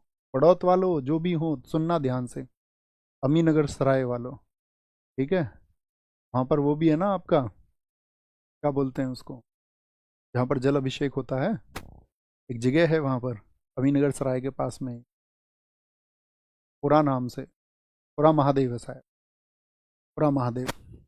तो काश्तकारों को अंग्रेजों के खिलाफ विद्रोह करने के लिए संगठित किया गया, क्या बोलेंगे? तो क्या बोलेंगे? विद्रोह करने के लिए संगठित किया गया। कौन थे वो? आपका बाबा शाहमल थे, बाबा शाहमल थे। 1857 के विद्रोह का मुख्य केंद्र कौन सा नहीं था? रोहतक नहीं था भैया। बरेली में हुआ, आपका कानपुर में हुआ, लखनऊ में हुआ, जेल में ही पूछा। निम्नलिखित में से कौन सा कथन सही है? 1857 का विद्रोह उत्तरी भारत में मुख्य रूप से फैल गया था। हाँ जी। सैनिकों के विद्रोह के बाद नागरिक आबादी के लोकप्रिय विद्रोह हुए। लोगों ने भी विद्रोह किया या सिर्फ आपका सैनिकों ने? आप कहेंगे दोनों ने किया था भैया, जनता शामिल हो गई, इसीलिए क्रांति कहा गया। एक और दो दोनों हो जाए। 1857 का भारतीय विद्रोह प्रभावी रूप से किस शहर में समाप्त हुआ? हाँ, ये मैंने नहीं बताया, इसको नोट्स में लिखो आप अपने पे। कभी भी पूछा जाए कि विद्रोह की समाप्ति जो हुई, लिखना इसको, विद्रोह की समाप्ति यहाँ पर लिख लेना, ये हम भूल गए लिखना। इस विद्रोह को दबाया कब गया था? विद्रोह की समाप्ति डेट भी पूछे तो आप लिखना 20 जून, एंड ऑफ 1857 रिवॉल्यूशन। क्या बोलोगे? 20 जून 1858 को। कहाँ पर? ग्वालियर, ग्वालियर में। ठीक है, 18 जून के बाद में रानी झांसी जब लड़ रही थी तो उसके बाद में इसको डिक्लेयर कर दिया गया था 20 जून, 20 ऑफ जून 1858। ये कहाँ पर समाप्त हुआ था? ये आपका ग्वालियर में समाप्त हुआ था, ग्वालियर में। 1857 के विद्रोह के संबंध में निम्नलिखित में से कौन सा कथन सही है? इसकी विफलता का एक कारण भारतीयों के बीच फूट था। हाँ, ये तो कारण है ही, सिंधिया चिढ़ते थे आपका। ठीक है, रानी लक्ष्मीबाई जी का जो उदय हो रहा था उससे। 1857 के विद्रोह ने भारत में ईस्ट इंडिया कंपनी के शासन को समाप्त कर दिया। हाँ जी, ईस्ट इंडिया कंपनी का शासन खत्म हो गया, board of controls, board of directors, इन सबको खत्म हो गए, क्राउन का शासन आ गया। क्या हो जाएगा आपका? एक और दो दोनों ठीक। 1857 के महान विद्रोह के दौरान दिल्ली का नेतृत्व नाम मात्र को बहादुर शाह के हाथों में था, लेकिन वास्तविक नियंत्रण किसके हाथ में था? जनरल बख्त खान था। 1857 के विद्रोह की अवधि के दौरान उत्तर प्रदेश के बड़ौत में विद्रोह करने वाले शाहमल उनको साथी युद्ध में कब उनको फांसी दी गई? मैंने बोला 21 जुलाई को। कब? जुलाई में। ओके, 1857। 1857 के विद्रोह से संबंधित निम्नलिखित में से कौन सा युग में सुमेलित नहीं है? बिहार में कुंवर सिंह थे, फिरोजाबाद रामगढ़ में रानी अवंतीबाई लोधी भी थी। हाँ, ये भी थी बिल्कुल। ये फिरोजाबाद में अहमद रसुल्ला थे? नहीं जी, ये तो आप जानती हो, फैजाबाद में थे, फिरोजाबाद में नहीं थे, फैजाबाद में। और लखनऊ में बेगर हजरत महल थी। 1857 के विद्रोह का निम्नलिखित में से कौन सा एक कारण नहीं है?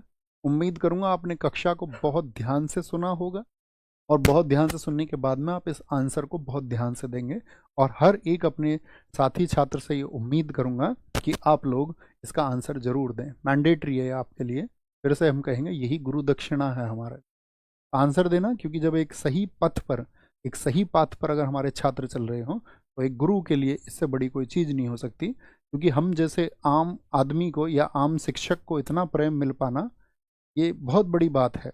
जैसे कि आप सब जानते हो, प्राचीन परंपराएं हमारे यहाँ, धन बेशक बहुत सारे लोग कमा सकते हैं, और धन कमाते भी हैं, धन नेसेसिटी भी है, ज़रूरत भी है लोगों को, कमाई भी अच्छी बात है, लेकिन सही तरीके से, सही रास्ते से। लेकिन उसके अलावा कहते हैं कि सम्मान और इज्जत कमाना वो एक बहुत बड़ी बात होती है, और उससे बड़ी कोई कीमत नहीं होती। आप सबके जरिए हमको वो मिला है, तो आप अपना डेडिकेशन के साथ में एक नैतिक मार्ग को साथी चुनते हुए अपने जीवन में हमेशा आगे बढ़ते रहेंगे। आप कभी भी एक गलत राह को नहीं चुनेंगे, बेशक से वो कितनी भी लुभावनी हो, कितनी भी लुभावनी हो। ठीक है, बोलेंगे जी, क्या पूछे हैं? सर मुझे बता दीजिए, परिणाम बैच और जीएस निधि 30 सेट से दिल्ली पुलिस की जीएस हो जाएगी? हाँ जी, बिल्कुल हो जाएगी। इसके अलावा और कुछ करने की बताइए। ठीक है, और जब यदि आपको समय मिले तो नायक 2.0 जो जीएस का सेट है उसको कर लेना, क्योंकि दिल्ली पुलिस में पास समय है, तो ज़रूर करना उसको। ओके, थैंक यू, नमस्ते, मिलते हैं साथी कल। और मैं आपको बता देता हूँ, इस बार आपकी फ्राइडे कक्षा नहीं होगी। फ्राइडे का एक साथी शेड्यूल है ना, फ्राइडे को आप याद रख लेना। अभी हमें 2 दिन पहले आपको बता रहा हूँ, फिर डिसकंटिन्यू हो जाता है, किसी किसी का तो पता नहीं चलता है, तो अच्छा नहीं लगता। थैंक यू, नमस्ते, जय हिंद।